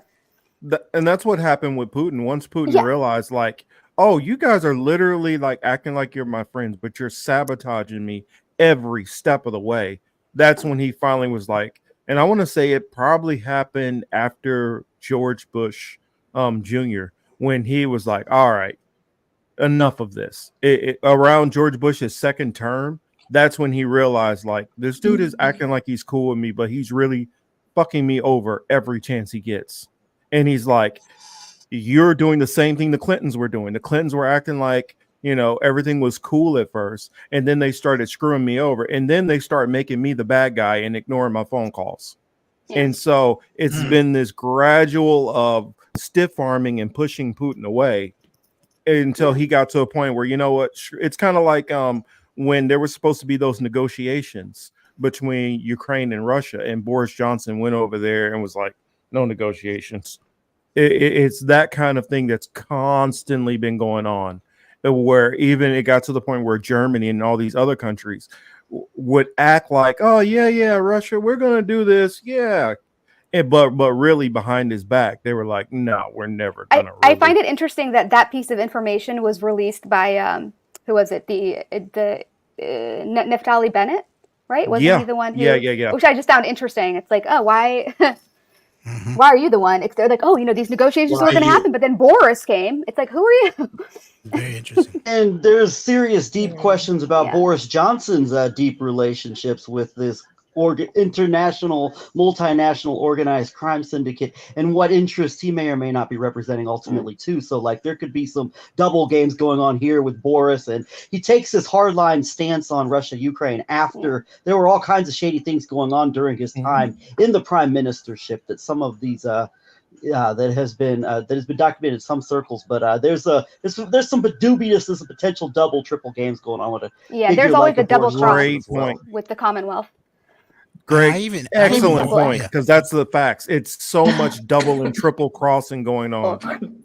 And a lot of it has to do with like organized crime as this sort of transnational kind of force. And that's like the greasing of the wheels. That's like the global lubrication is like dirty money. Because we know, like, the Israel, intelligence is doing like using organized crime and compromise both money and sex in an American context, then those kinds of currents are flowing all around the world. And it's not just Israeli intelligence. And so I actually do wonder, like, whether the West was obviously playing a political and economic game against Putin and promising him things and those kinds of things. But I also wonder whether Putin was, and especially his like imperial, desires and aspirations, whether we know that there were certain plotters in the United States who worked with the Israelis to train up the Mujahideen in relationship to giving the Soviet Union their Vietnam War and Afghanistan in order to try to catalyze their breakdown. So it's especially as we know with this like heavily penetrated Israel, which is at the epicenter of the war on terror and 9/11, and then the clean break and drawing the United States into like these were disastrous wars. They were not good for American power. They were just were No, not. not at all. They were not. They were bad on all fronts. They were morally wrong. They were economically wrong. They're politically wrong.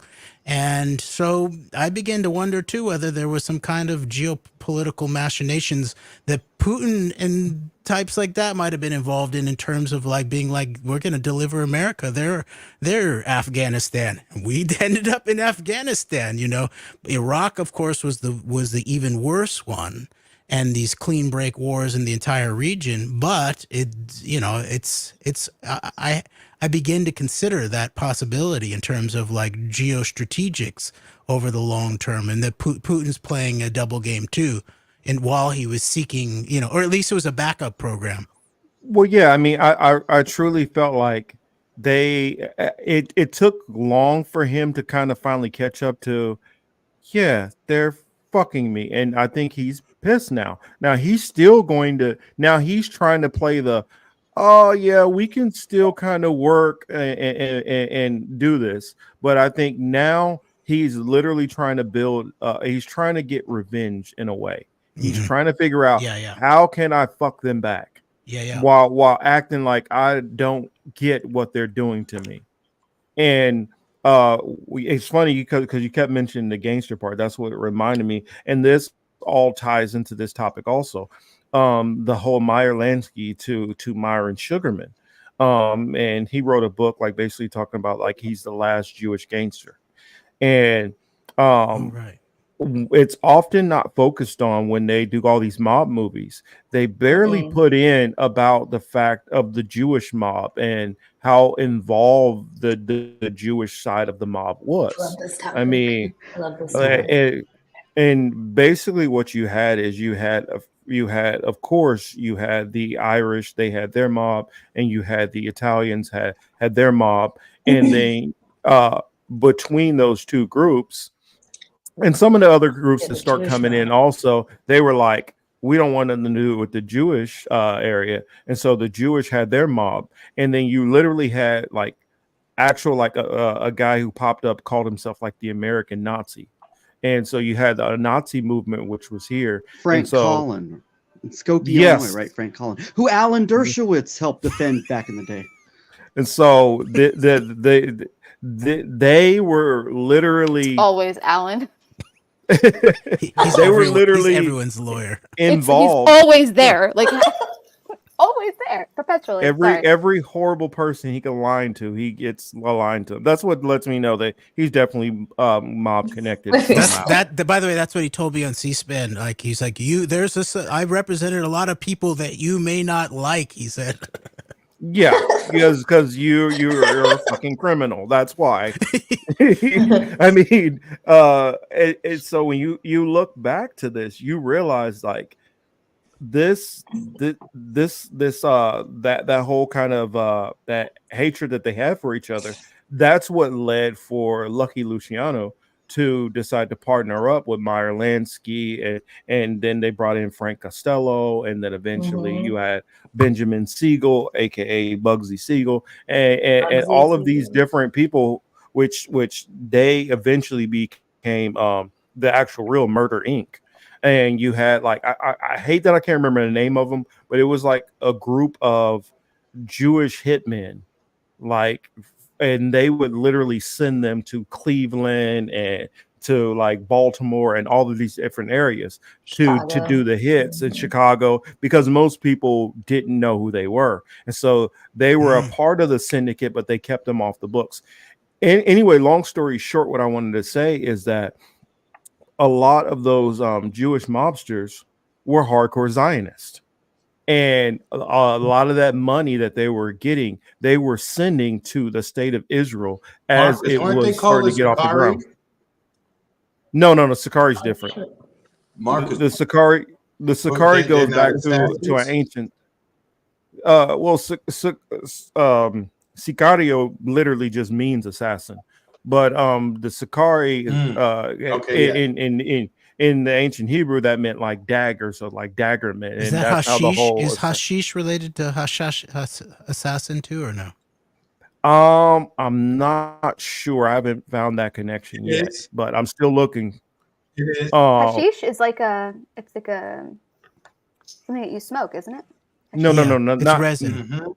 Yeah. Oh, you talking about? Oh, you talking about hash? Hashish. Yeah, that's what I'd heard, that hashish came from They give the assassin.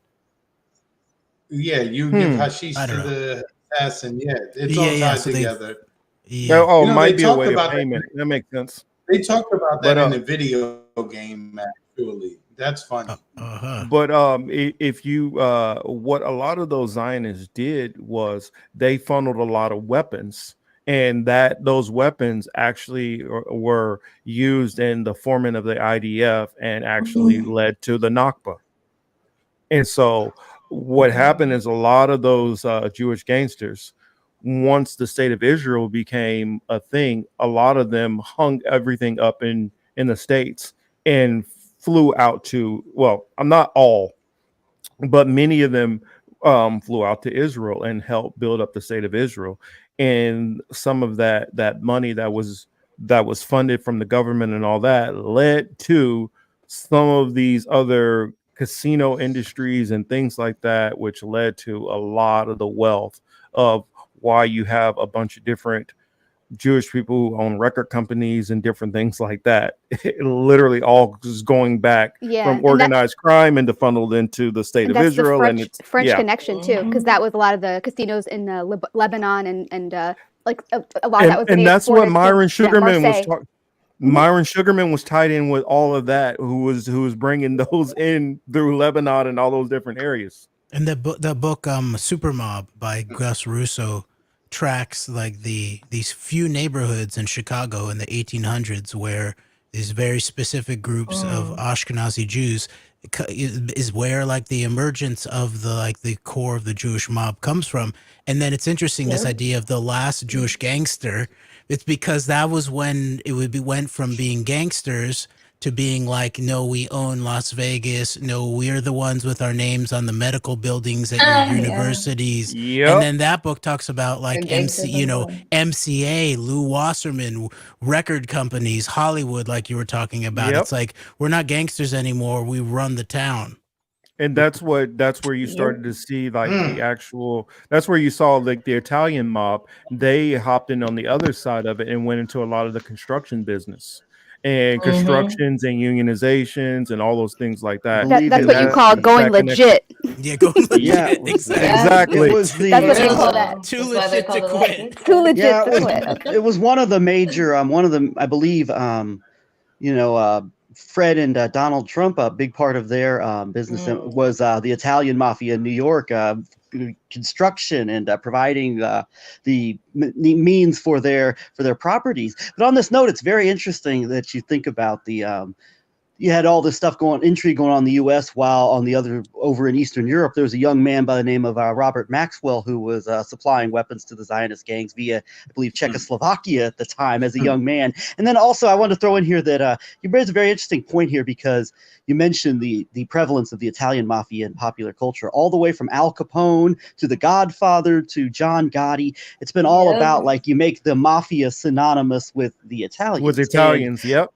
And then the this Jewish reminded mob me is of the always there. famous quote. This reminded me of Marlon Brando telling Larry King, "You can make fun of every group except for the Jews," and he used a more colorful word for that. And he ended up, I guess he ended up. The story was like he basically groveled to Abraham Foxman in an apology. So I just thought of that because this is that is interesting, because I mean it's obviously true, there's obviously, but the Italians, I mean, that ultimately they become synonymous with the mafia. Meanwhile, like this whole other group that is as influential, in some ways more influential, even more powerful, they just there's no representation of them as and even then I think when you do like biography or true crime series on some of these mobsters, they're not, their ethnicity is not emphasized in the same way as like the way you obviously will link it to the Italians. These are mobsters. If you have an Italian name, you're a mobster. It's not really thought of so much if you have a Jewish name and a lot of money that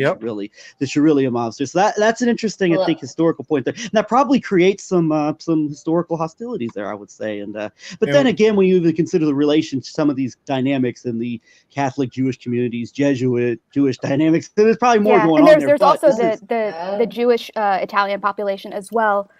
Specifically, like the you wouldn't even really know it because some of their last names will be like Falco, right? Like that's like that's a Jewish side. It's just, but you wouldn't know it because it's like the Italian version. But there's also a connection there as far as like some of the stuff that was happening in Italy that some of the Jewish Italians were, complicit in, as far as like, quote unquote imperialism and not. But then like after, the Holocaust or the race laws get instituted, then it becomes like, that becomes a problem. So there's actually a really interesting historian out of University of Chapman in California, she's an Italian woman, Jewish, and she writes about this actually specifically as it relates to even like Ethiopia and Eritrea and just kind of, and Libya as well, because so it's interesting how that works. And I mean, like, a lot of people know Meyer Lansky, but there's so many that are left out. Like, like how many people remember the movie? What was it called? What was it? Damn it, with Lawrence Fishburne. Crap. What was the name of that movie? Which one? Boys in the Lawrence Hood? Fishburne. Well, no. We're talking about far older than that. Dutch Schultz. Oh yeah. Dutch Schultz was the major gangster that he was dealing with. Hoodlum. And when you get into Hoodlum, you start seeing more of these names, and you don't even realize that that's who they're talking about. I mean, people don't think about the Mickey Cohens. They don't think about they're like here. There's a couple that I can throw out there that you guys might not have heard of. There was one by the name of there was Harry Rosen. There was a gangster by the name of there's a gangster by the name of Mo Dalitz who was awarded the Anti-Defamation League's Torch of Freedom, I believe it was. Yeah. And who was the one that ran the building ran of Las Vegas was very significant. The Black Sox, guy? Arnold Rothstein. Arnold Rothstein, yeah. That Chicago, was like the beginning of like sort of like big modern American sports gambling scandals. Well, and then also Myron Sugarman was talking about how many different boxers and prize fighters and how they got into the fixing a lot of the different fights. So they were fixing a lot of the prize fights in the what I want to say the 40s into the 50s. And so that part's not factored in. There's a lot that's just completely left out. And everybody thinks mob and they start thinking only about the Italians. But when it comes to the major mob, as far as the syndicate or Murder Inc., most of that branched down. And so you had plenty of Jewish mobsters within the Genovese crime family and even into the Gambino crime family. And I think crime and mobs are only thought of in terms of like actually, physical hits and all that. Whereas like, it can go into areas of business and intrigue in in sports and high business and money, financial areas. And then even Jeremy and I, we've talked about the possibility of looking at the media as more of a Zionist mob operation at the high levels in terms of ownership of media and major institutions like that. Whereas so it's go so far just beyond like, the carrying out a hit on a rival mobster at a restaurant or something. And even like this, that what you were talking about the labor and building as like this area of the Italian mob. But I interviewed Jeffrey Blankfurt, who was basically he and his other Jewish buddy, they both were anti-Zionists in the probably late 60s, early 70s. And they noticed that as opposed to every other labor movement in the world, that the United States labor movement was totally anti-Palestinian and like hooked up with the Israelis. And so they started a Palestinian solidarity movement that was based on Palestinians as workers, rather than something like human rights or nonprofit organizations, that kind of thing. And so I hadn't thought about it, connecting it to this idea of there was also Jewish Zionist influence in the labor movement in the United States that was way out of the ordinary in terms of labor more internationally. Yeah, and I wanted to throw. It's funny. Was it Chris like the movie American Gangster? American Gangster. It's kind of funny. The cop that's going after him is Jewish, and then you trace him back to what is it? Frank Lucas. You trace him back to Bumpy Johnson. Bumpy Johnson was dealing with the syndicate directly, working in collaboration with Lucky Luciano and Meyer Lansky, and that after taking out Dutch Schultz. But I guess I'm gonna flip over to this last topic. Uh, two of our friends and colleagues, they might have to dip out soon, so I don't know. I might have enough time to get this going, or they might have to take off. Are you Before finally going to talk about the USS Liberty? Yes, I want to finally talk about the USS Liberty. I just want to put it out there that I'm so sorry, the reason I why have it to took go you to 2 hours to get to your topics is because of Chris and Allie and I decided that we are putting everything on Chris. So we're sorry if you're salty. Yeah. No, I'm not salty, Sorry. but You're like, I sometimes want to get I'll to my never be topics. invited back. These bitches I are know. never coming back. I'll no, invite myself back. sometimes Okay. you just got to go with the flow of wherever the show Yo, goes. Which you did. I just wanted to go ahead and Much snitch better on than I Chris and say that he derailed the whole thing. yo, Like, Seb, I'm fine with Seb putting all straight up Damn. told the police it was me. She snitched you out, Every She time. did snitch Straight you up out. told the Can't say it was police. me, dude. but You she can't didn't say it was throw you me. under Every the bus, time. though. It's because Seb every time. I know if we get onto the Israel topic, there's just so much meat on that bone. So I tend to like to leave it. I like to get the other, it's kind of like get your vegetables out first, eat all your vegetables, and then we get to the main course. But some people like to, And I cooked, skip the vegetables. and I cooked tonight. Chris. And I cooked skip the tonight, so I vegetables. made some I made some chicken, man. The veggies, the chicken falling off the bone. I got it on the stove. I made some mashed potatoes with it. That shit Yummy. Ooh. fire, dog. I cut up all my veggies. Yo, Marcus, I'm telling you, I love being in the kitchen, dog. I love to cook. I be in there getting busy. I'm telling you. He's been busy. Trying to visit. Smart. Trying to go visit. Let's go. Been busy. Sounds nice. So Yeah, for those, that's my shit. I be in the kitchen. I serve my shit. so for Alright. those who are not familiar with the USS Liberty, what happened is during the 6-Day War, which you had between Israel and many of its neighbors, the U.S. Let's see, there you go. Greg popped out. He's back in. And if you guys have any details that you can add on to this, you want to add in onto this, please just let me know and hop right in. The U.S. sent over a ship that was sitting off the coast of Israel and just sitting out there to kind of monitor the things. And the USS Liberty, they were there for reconnaissance only. They were trying to just keep track of what was going on. And so what happened during that, to skip ahead, some of the reports say that they were told to only stay, that they were supposed to stay over a certain amount of distance away. But they said that they were never given that order. So they were sitting very close to what would be modern day. Well, I think it was Gaza at the time. They were sitting very close, and first a couple of Israeli planes flew overhead to go and check them out in their call sign. According to what was said, that they said that they could see was it GTR 4, I think, and they were able to see, okay, well, this looks like an American ship.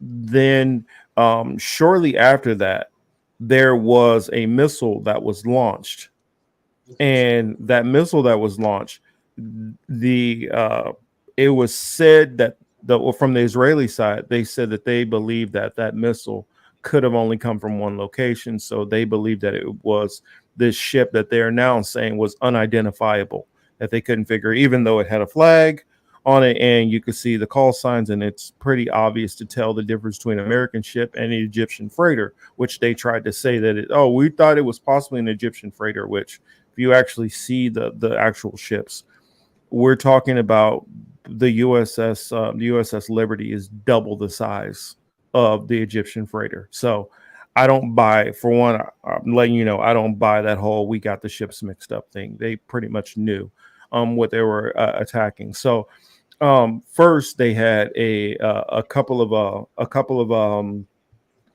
ships coming out of Israel, part of the Israeli Navy, who saw the ship. They were patrolling that area, and they were giving orders to try to confirm the ship. They said that they couldn't confirm, and they were giving orders to launch attacks. They launched the first couple of torpedoes at it. They missed. I think they shot something like 6 torpedoes and 1 hit. Then a couple more Israeli planes flew by to check it out. They said that they couldn't tell exactly who they were. And so they circled back. They said that the communications they were getting wasn't working, of course, because well, I think they were getting communications back and forth, and they were telling them, "Yo, we're Americans," basically, and they were like, "Oh, we don't know. This could be a trap. They could be trying to trick us." Well, they came back through. They attacked again. Now, according to the records and multiple different attacks, according to the Israeli side and what the government came out and said, they said that this was only like over a 22-minute period. Some of the reports that were came out said that this attack took close to 2 hours of consistently barraging the ship. It resulted in 34 sailors dying and something like 117, 120 injuries. And many of the soldiers were told that, like, sworn to secrecy about this. A guy was literally, his name was changed and everything. But this repeated attack, and Israel's story is that they couldn't get a proper identification on the ship, and an attack came from that area. So they assumed that that attack was launched from that American ship, or the mysterious ship, as they said. But some of the reports that were coming back stated that no, there wasn't any kind of attack that came from that area. That that the Israelis did keep, going over and over and over, and it was clear that you could see their flags. They said they couldn't see call signs, and they weren't getting proper authentication codes, and, well, not authentication codes, but verification of exactly who they were, even though the Americans say that that's not the case.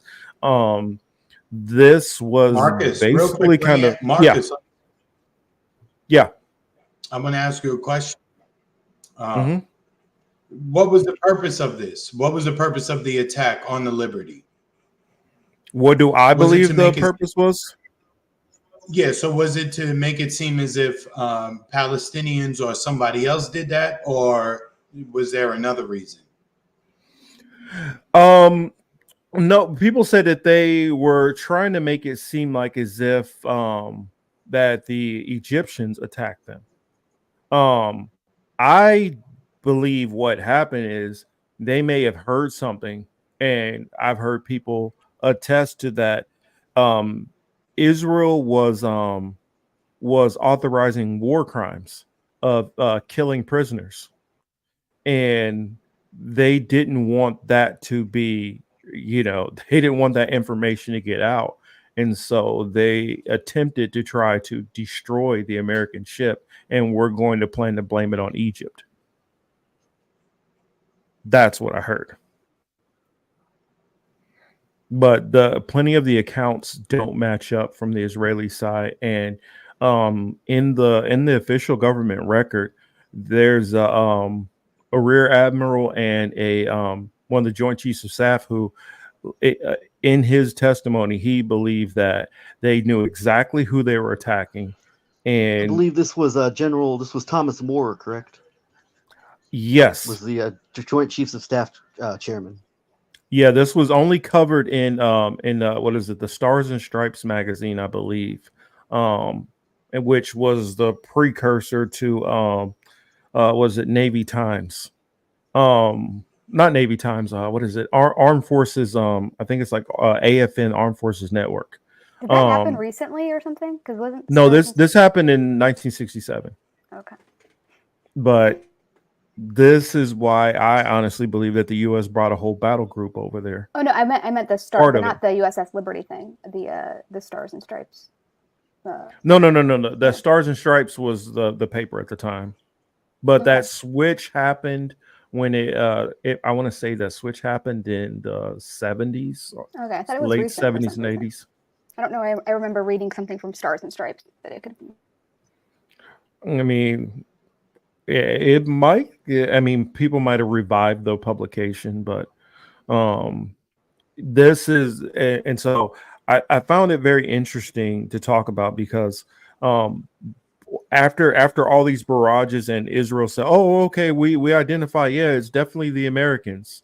Um, the Israelis were like, "Hey, we'll come over and we'll come and help you," and they're like, "No, get the hell away from us! Don't help with anything, just go."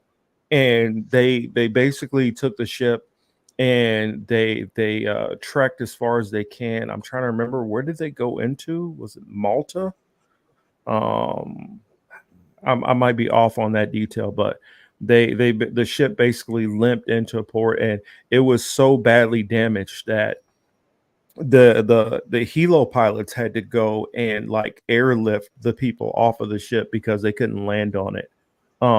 They said the whole bottom of it, the torpedoes had blown up, and was just the whole bottom of the ship was full of blood because of how many like they continuously kept trying to attack and attack and attack. And I think their goal was to sink the ship, but they didn't have the weaponry to be able to sufficiently do that.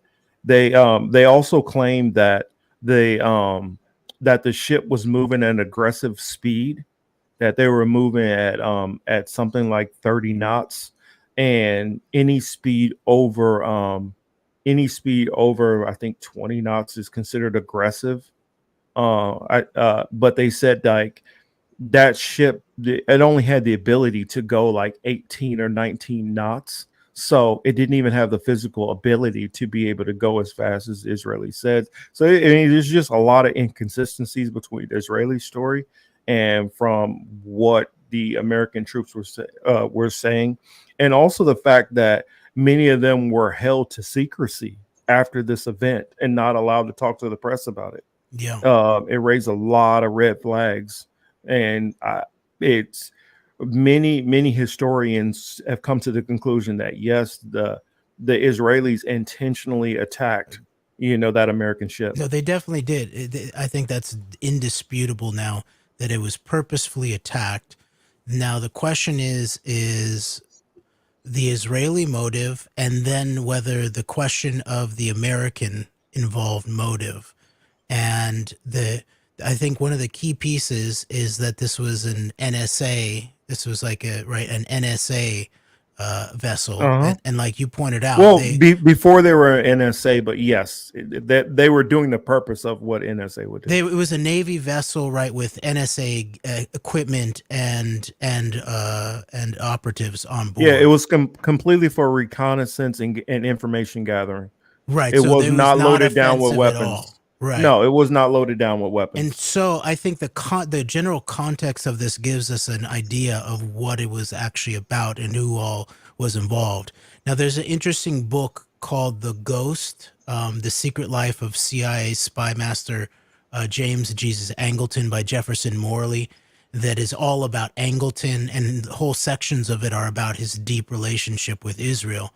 And he was he was not only the head of counterintelligence for the CIA, but he was also at the same time the head of the Israel desk for intelligence. So that was a totally unique kind of situation. So he was able to basically monitor and really like stovepipe and siphon a lot of the intelligence from the entire region, not just from Israel, but from the entire region. And he would have like the desks feed through to him, and then he would then disperse it. So he was, he made his way up in the ranks in the CIA via his Israeli contacts, who were said to have gotten him a copy of Khrushchev's speech before he put it out. I think it was Khrushchev's speech, and then that allowed him to sort of climb the ranks. And so what's interesting is in that book, The Ghost, it says that the State Department was in a fog of war, while the NSA was like having really good information from the Liberty. And I'm just going to quote from this one paragraph here.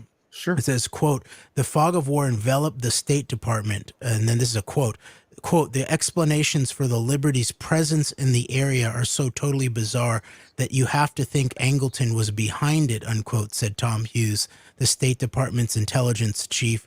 Here's an NSA ship, a covert listening ship that is taken off the African coast, prepositioned just before the Israelis attack off the Egyptian coast in international waters, and is sitting there.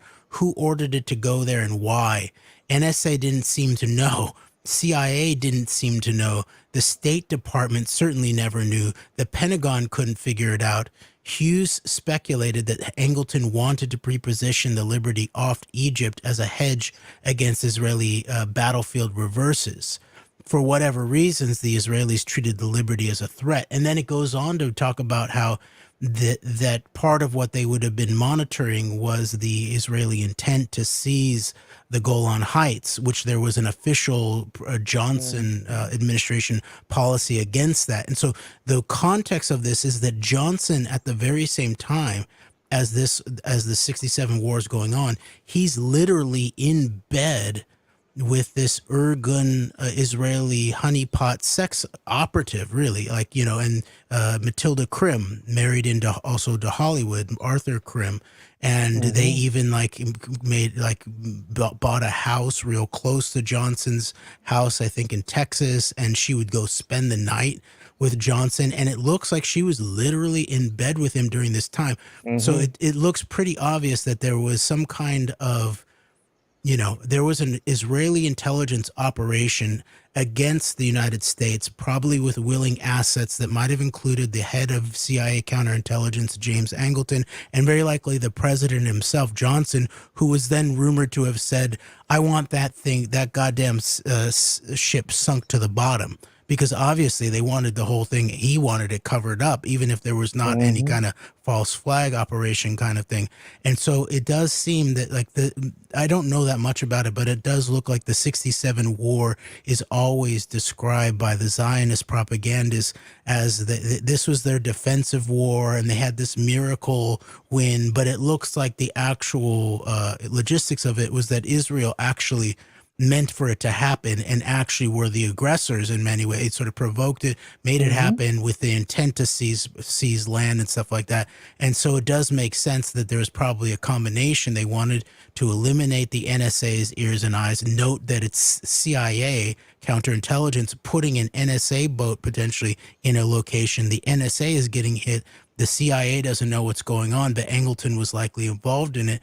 And so it likely was used to cover, to sort of destroy American eyes and ears, or ears in this case, in terms of potential war crimes, like you said, where they were going to execute Egyptians, basically. And at the same time, on their eastern flank, they were going to seize the Golan Heights and didn't want there to be any kind of American I believe it was a pushback lot. or negotiation. Oh, I believe it was a lot that was said that they realized, oh shit, we said all that, and it was open communications, and they got all of that. They got everything we said. Another thing that I would throw in there, which this has been scrubbed from the internet. You can't find this anywhere. King Abdullah of Jordan was planning to give land to MLK. Whoa. And this was before the whole 7-day war thing. And so think about what would have happened if King Abdullah had given some of that land in Jordan to Martin Luther King for him to bring a bunch of Black Americans there. They were not going to have that. And then those Black Americans were, well, for one, I think they're like, fuck no, you are not about to give land that we believe is ours to some damn Black people.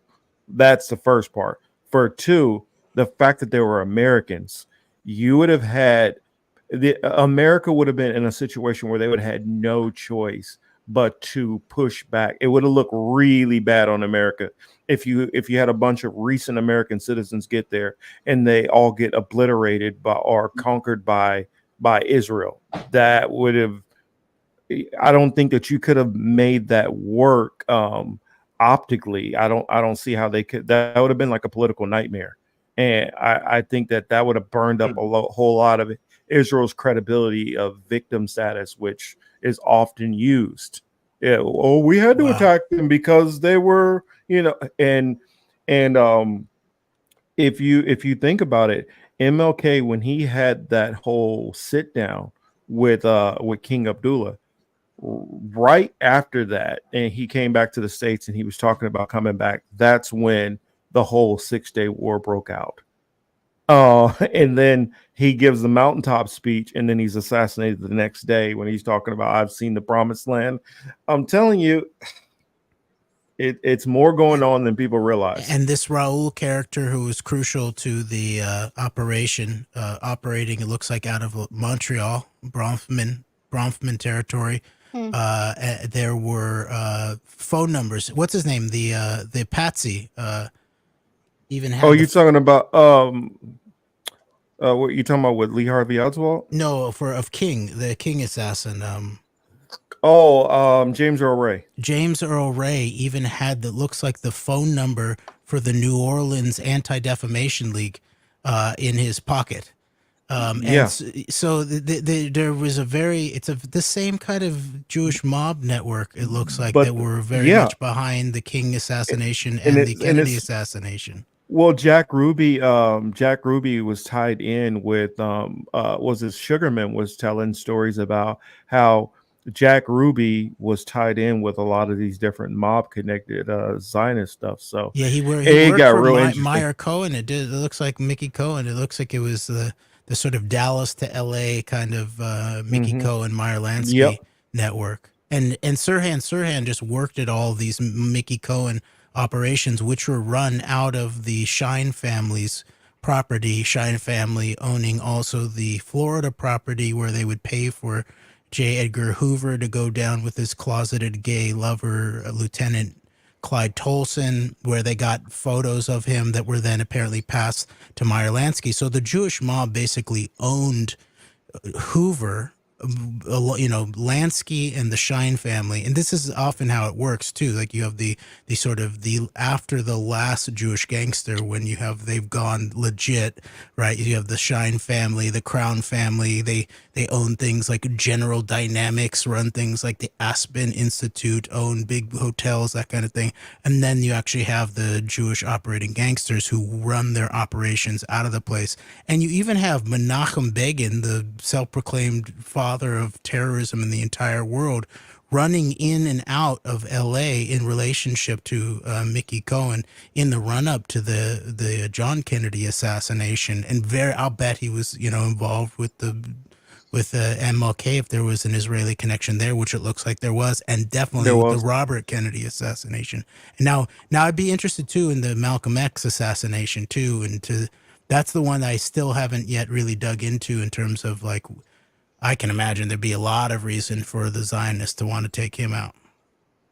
Oh, definitely. His book, that article he wrote, Zionist Logic in Egypt. It was very, very, very interesting article. Well, also you factor in right before his assassination, a lot of people talk about how his doctrine switched. Well, I would say the fact of how influential he was, and he was starting to make connections with a lot of the Arab leaders in the world.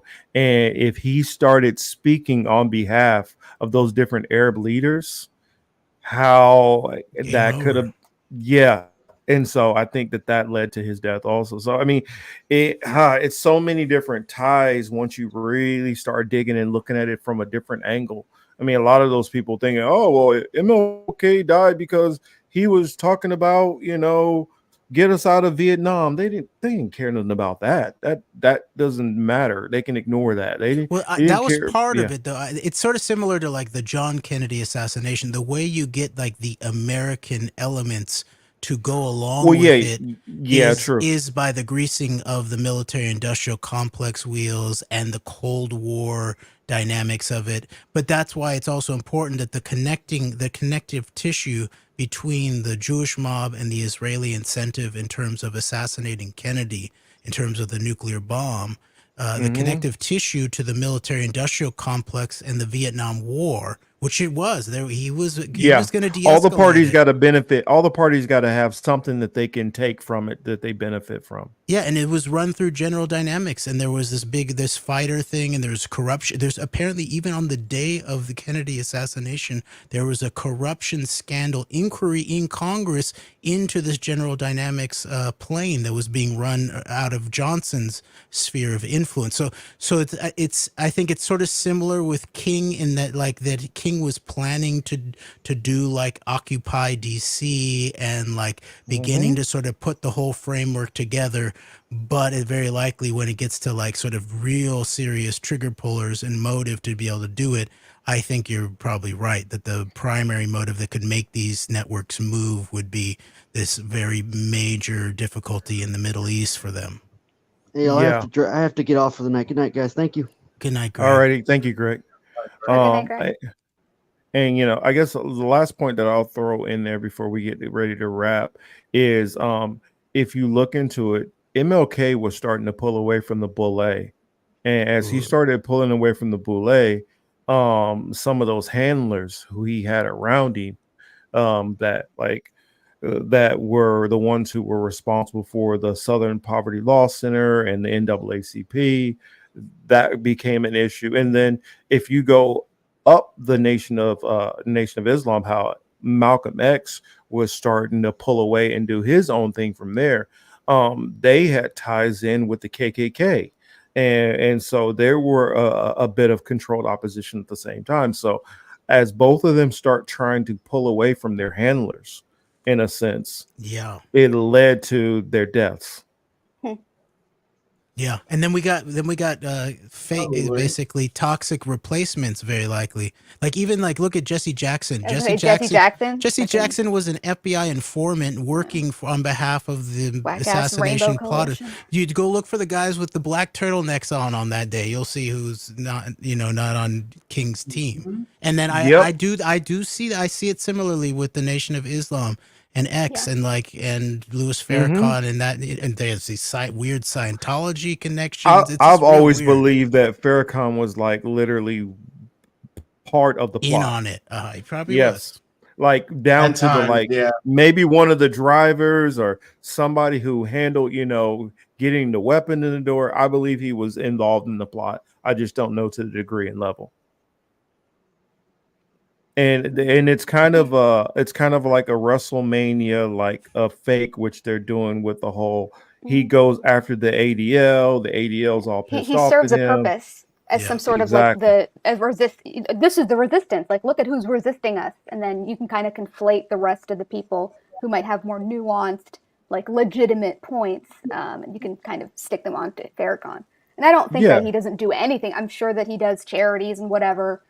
Well, he has to do something to be somewhat considered legitimate, because if he does nothing at all, then the game is up. That's true. Yeah, the jig is up. So you gotta let him do a little bit, just like some of these so-called truth tellers. They gotta tell a little bit of truth. They gotta drop some information. Oh, absolutely. Otherwise, it'd be wortherless. Like, it has to be. It's just always framed a certain way, or like the conclusion or the solution is horrific, or it's just it's always something.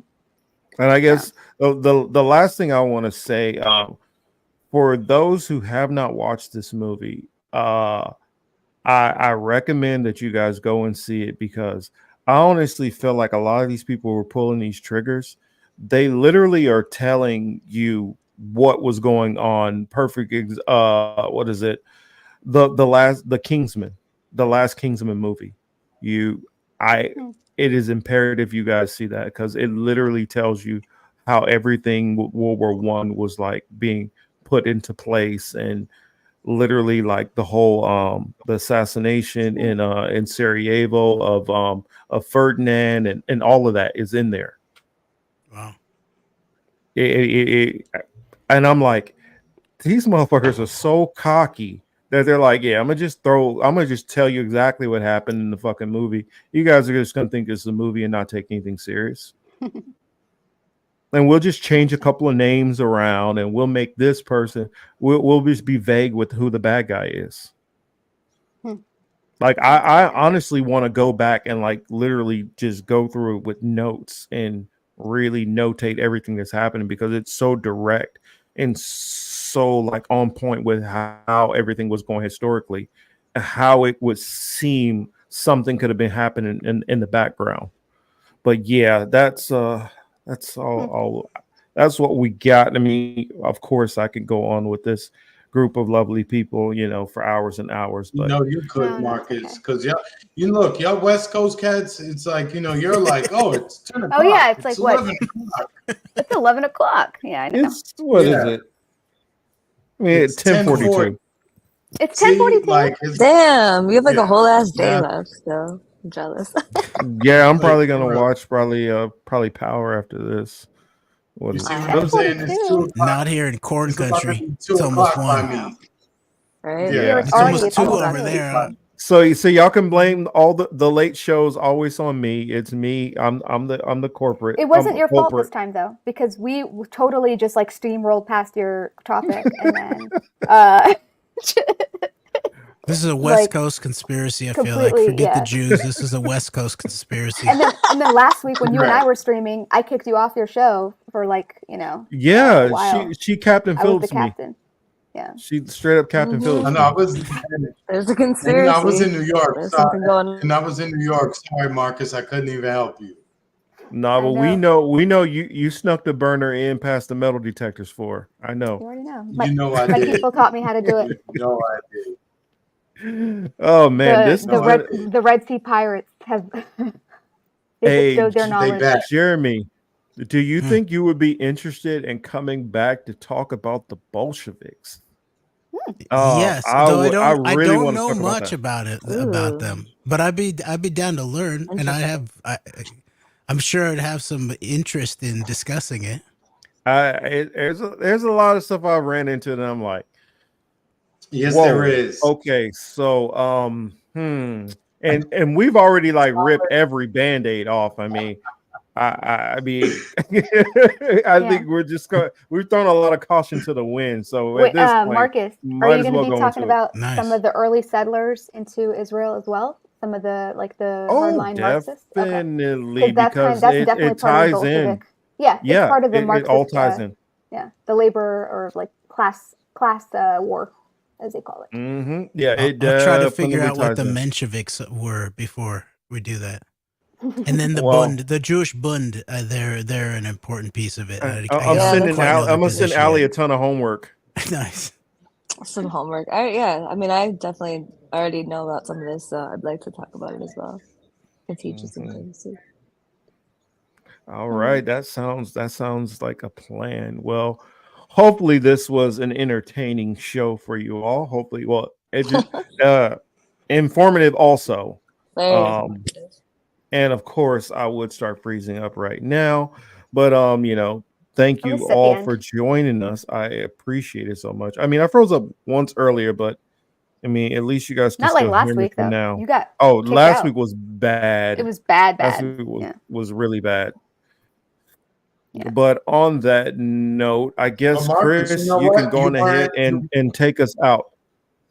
Yeah, whenever I you're will, ready. but Marcus, you weren't so bad because you managed to chase Sebs back over here again. So it could have been worse, right? So right. it is what it is. Jeremy, this is my first time meeting you. I just have to say, pause. You got a cool voice. Don't think I'm trying to come on to you or anything like that. Good You know what I God. mean? Yes, he is. Like, Pause. Yes, You he can't is. say pause. That's not. You gotta. Yes, you can. That was fair pause. Yes, Anthony we tried to do do. that shit Yeah, I did a last like 2 weeks pre-pause. ago. I called him out too. He's metaphorically rubbing your Pre-pause? shoulders right now. Yeah, Oh, my bad. you do the Thank you. pre-pause. Yeah. You do like, you do have a nice hold on. voice. I know this You is do, crazy. you Pause. do I too. like your You voice. do too. By the way, good to meet you. Now my shit is fucked up, right? That's not true. So, but no, for real, you're very knowledgeable. I'm very glad that you decided to come on. It was dope, good shit. So I definitely would like for you to come back on, and we can have that discussion regarding the Bolsheviks and everything surrounding that. Because me myself, I've been looking into that a lot lately over the last several weeks. So I think that discussion would be good. Allie, you decided to ghost us at the end like we was a bad date. We won't hold it against Allie's you. like, they don't need to see my face anymore. I'm done. Text Yeah. us back, Allie. Yeah. 9 and dash. No, I didn't. She ghosted I'm us. still here. Yeah, I'm still here. she definitely ghosted us, right? She won't answer the call or she won't text. You just gotta take the hint. She don't want to mess with you, so we're gonna leave Allie alone. Seb, you're All a right, trooper. You whatever. can't go- Allie likes her space, okay? Allie is our secret Zionist handler. That's what it is. That's Oh, yeah, that's probably. That's what it is. fuck up. Mishpuka for Those life. are her words. Those are her words. Technically. Yo, she's compiling her report and getting ready to hit I send. am. She's gonna send it to Tel Aviv tomorrow. I mean, Jerusalem tomorrow. Which one? Shut up. Oh my god. All right. I'm just kidding. But anyway, as usual, as I always say, everybody, please, take care of yourselves. Don't get too caught up. Enjoy life as you should. This shit is very serious and it can be very depressing and very heavy. Do not forget to enjoy the small things in life. If you like food, go eat. I just want to throw out there real quick. By the way, I took a picture on the friend's couch, so I'll let you guys know that. Oh Lord, why you did that? What's the friend's couch? For the TV The show? one from the TV show. Oh. How'd you do that? Where? I went on a Warner Brothers tour yesterday. No, it's So- corny ass. Hey, Corny ass. Corny. Hey, it was Marcus, fun as hell. I like it. Send the picture. Marcus, you should have kept that one to yourself because now I'm gonna just blame you. Hey, please, talk. Chris, please. You guys need to talk to Atris about the whole about the Matthew Perry conspiracy. I don't even know. Was he? Of course. Now, Marcus. He was Marcus, I'm gonna have to go. Did he say too much? Look, to counterbalance that, Marcus, I'm gonna have to go find something from In Living Color since you just really insulted me with friends. Hey, I don't even. No, actually, I don't Living even like Single. the show like that. Living Single, because that came out before Friends. Hey, and you want to know something? Ironically, Uh-huh. when I first got there, I went to the restroom. Guess what was playing on the overhead? What? The theme song to Living Single. Yeah. I was singing it. I've been told that I was singing it in the bathroom, and the guy, old guy, was looking at me like, "What the fuck?" I've been told I'm You say basically I'm a what's her name, 90s Maxine. Oh, you're definitely Maxine. You know I'm Maxine. You are definitely Maxine. It's just And Chris is Carl Barker. Oh Lord, not Carl. And then that would probably make me Overton. No, I swear to God, my friends. You are Overton. That's true. Sorry. Yo, when I was in 7th grade, because I was light skinned, they tried to tell me I looked like Overton. I was like, y'all niggas is whack. Yo, they're fucking That's fucked up. That's fucked up. I know, they No, just single. he has a lovely lady at the end, The cousin, what's her name? No, he did, but we didn't know what Overton did during the day. I don't know if he was a hustler or if he was messing with the glory hole. He was a handyman. He was an I don't like it. electrician. He was a handyman. He helped out around the house. Now it's Tommy that nobody knew what the hell Tommy did. They don't need to. Tommy. That was on Martin, though. Yeah. That was on Martin. Yeah. Was Living Single before In Living Color? No. No. No, after. In Living Color was After. 80s? Yeah, that was after. And Living Actually, Color no, it was Pitch around Black. the same time period, It actually. was in between. Living was Color, a- Living Singles in between in Living They Color. intersected a little bit. Yeah, because In Living Color came out like 92, 93, something like that. And then 94. Living Single was like 94. That's I with wanna say. Queen Latifah. The Queen. Mhm. So. Khadijah. Khadijah. Yes. Khadijah. She was cool. She was a cool ass then chick. Friends- I mean, she And was then- the boss. and then Friends She was so basically- cool. She seems cool. Yeah. And I'm then definitely not Friends Khadijah, basically I'm took that. Friends took that and ran with it. Literally the same three girls or three women, three men in a what is it, a stone house or a brick house in Brooklyn. Apartment. Yeah. Wait a apartment minute. in It Brooklyn. sounds like you're alleging that Jewish writers and producers might have Stolen black from culture? Come Stolen on. some black No, culture? Oh, that sounds Never. wild. That's the story. they could It was- never do that that. That would sounds never happen. That's a outrageous. conversation that we I'm not should even have hating on later. We don't Friends. have It's just no- like it we came don't right have out any of that. culture. But yeah, but that show, but Living Single was actually pretty funny. Like it was, like it had some very raw moments. So Say, I Chris, enjoyed you it. need a tool Oh, of belt. course. I remember the You need a Jamaican tool dude with the belt. dread. Chris, you need a tool belt, Mr. Streets. Oh no. Then if you Nice. Overton, then I guess I have to. Then I Oh Riley shit! said, enough. I gotta run. Her She'll be agents all right. came. Her handlers She's like, came. They have to Mhm. collect the report. I think I heard the black van pull up. Good, better than It the is white Chicago. Jeffrey man. was driving. Jeffrey was in it. It's okay. Yeah. Was she's a new Ghislaine? Huh? Is that the key? She's a new Ghislaine Maxwell. Hell Damn, no. see, you going too far. You going too Yeah, that's too Hell far. no. How dare you? She's gonna kill you. When she hears Gone this, too you're far. dead. Literally. You're actually dead. You are never getting to your topic after. The next time she comes on, she's gonna make sure that like we don't talk about anything that's in the title.